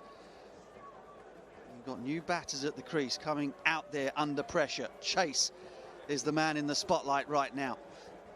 And look at the field. Mid-wicket very close in, cover close in, backward point in off the circle. Just 1. 200 comes up for the West Indies. 19 from 15.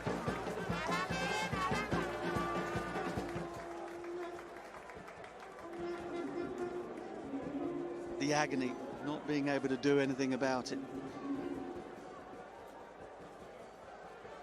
Don't go anywhere. Don't get yourself a cup of coffee.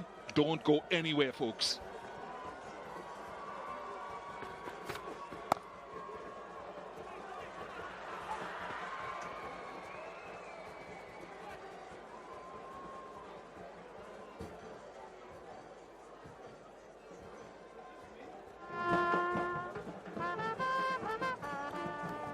Well, I sense a touch of nerves in you, my partner here, Ian Bishop, and that would probably be the product of experience, I guess.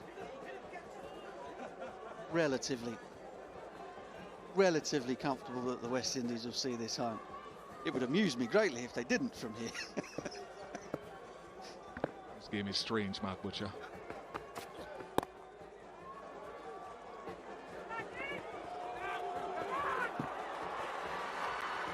I was telling an English group last night of a time in 1990 where I walked to the wicket with Richie Richardson there in an ODI with about 5 or 6 to get off the last over. I missed the first couple of balls and I ended up having to hit a 4 off the last ball. If I'd missed it, closed my eyes and swung, never telling how much they would have painted me all across Sabina Park, Jamaica.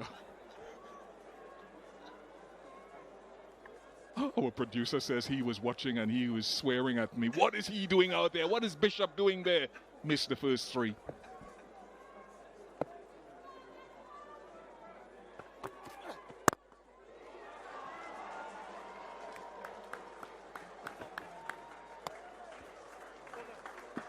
Six off the over, 204 for 5.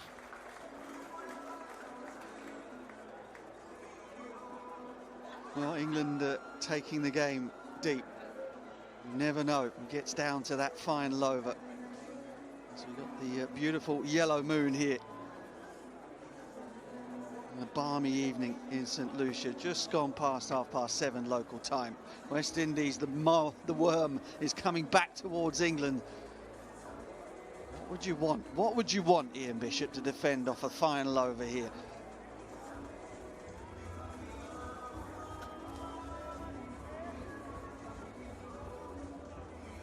Nine. Dan Mosley, can he restrict it to a runner ball in this over? Well, he's done it before. Birmingham Phoenix in the 100 competition. Game seemingly hopelessly lost. He managed to turn it round, bowling the last over, but it's the penultimate one, and perhaps the most important. 9, Ian Bishop says he'd want to defend off the last. Can Mosley provide that or better for England?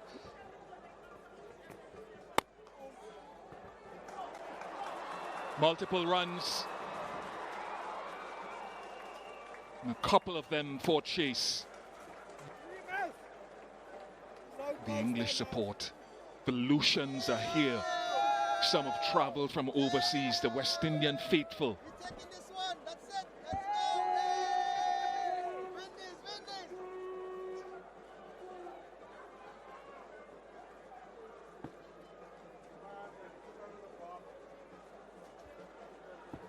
Yeah, maybe a bit of dew. It's not been anywhere near as prominent as in previous games.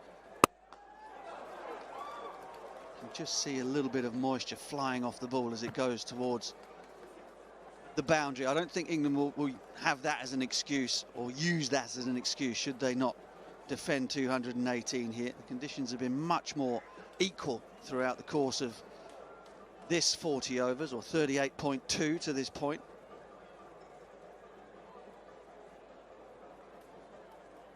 But 3 runs from the first 2 deliveries, no boundaries. I think they're just having a little look at that ball to see whether or not it's got too wet and that they can change it, and it looks as though they're going to. West Indies had a ball change, maybe 2 balls changed on Thursday evening.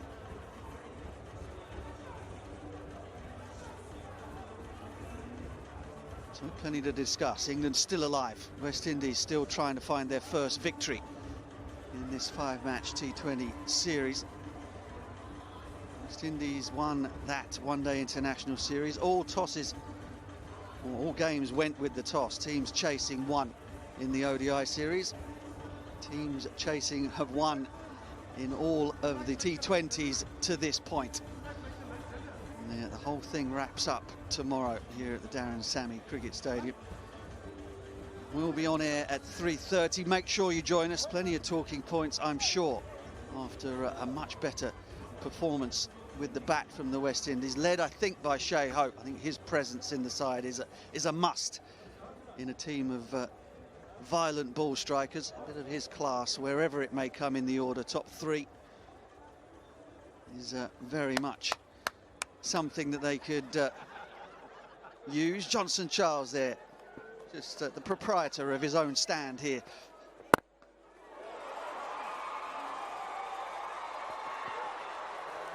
Overturn in on the action, but did he make some contact with the rope?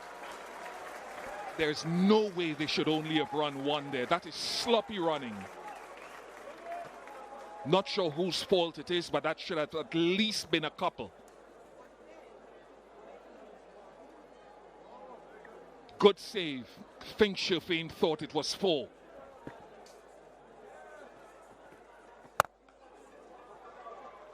Another 1.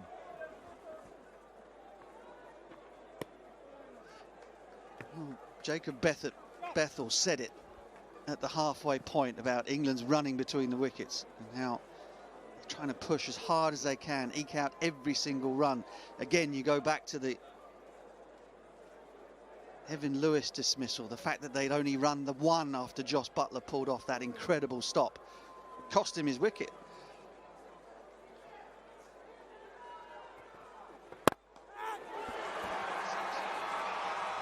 Enough muscle. Shai Rutherford has his ball striking best. Just 4 more needed and they're loving it. Sammy's trying to hold his emotions in. Wonderful strike. It had to be perfect. Firm base, hard swing of the bat. And first boundary in the penultimate over. That makes things a lot easier.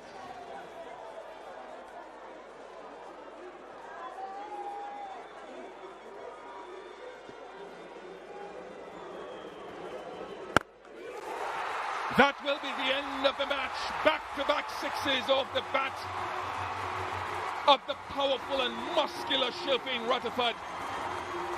The West Indies executing the brand of cricket that they've talked about playing, gives them the highest successful run chase at this venue in T20 internationals. Only the second time they've chased a total over 200. And they win by 5 wickets to the delight of the Lucians and many around the region. Well bowled, Alzari.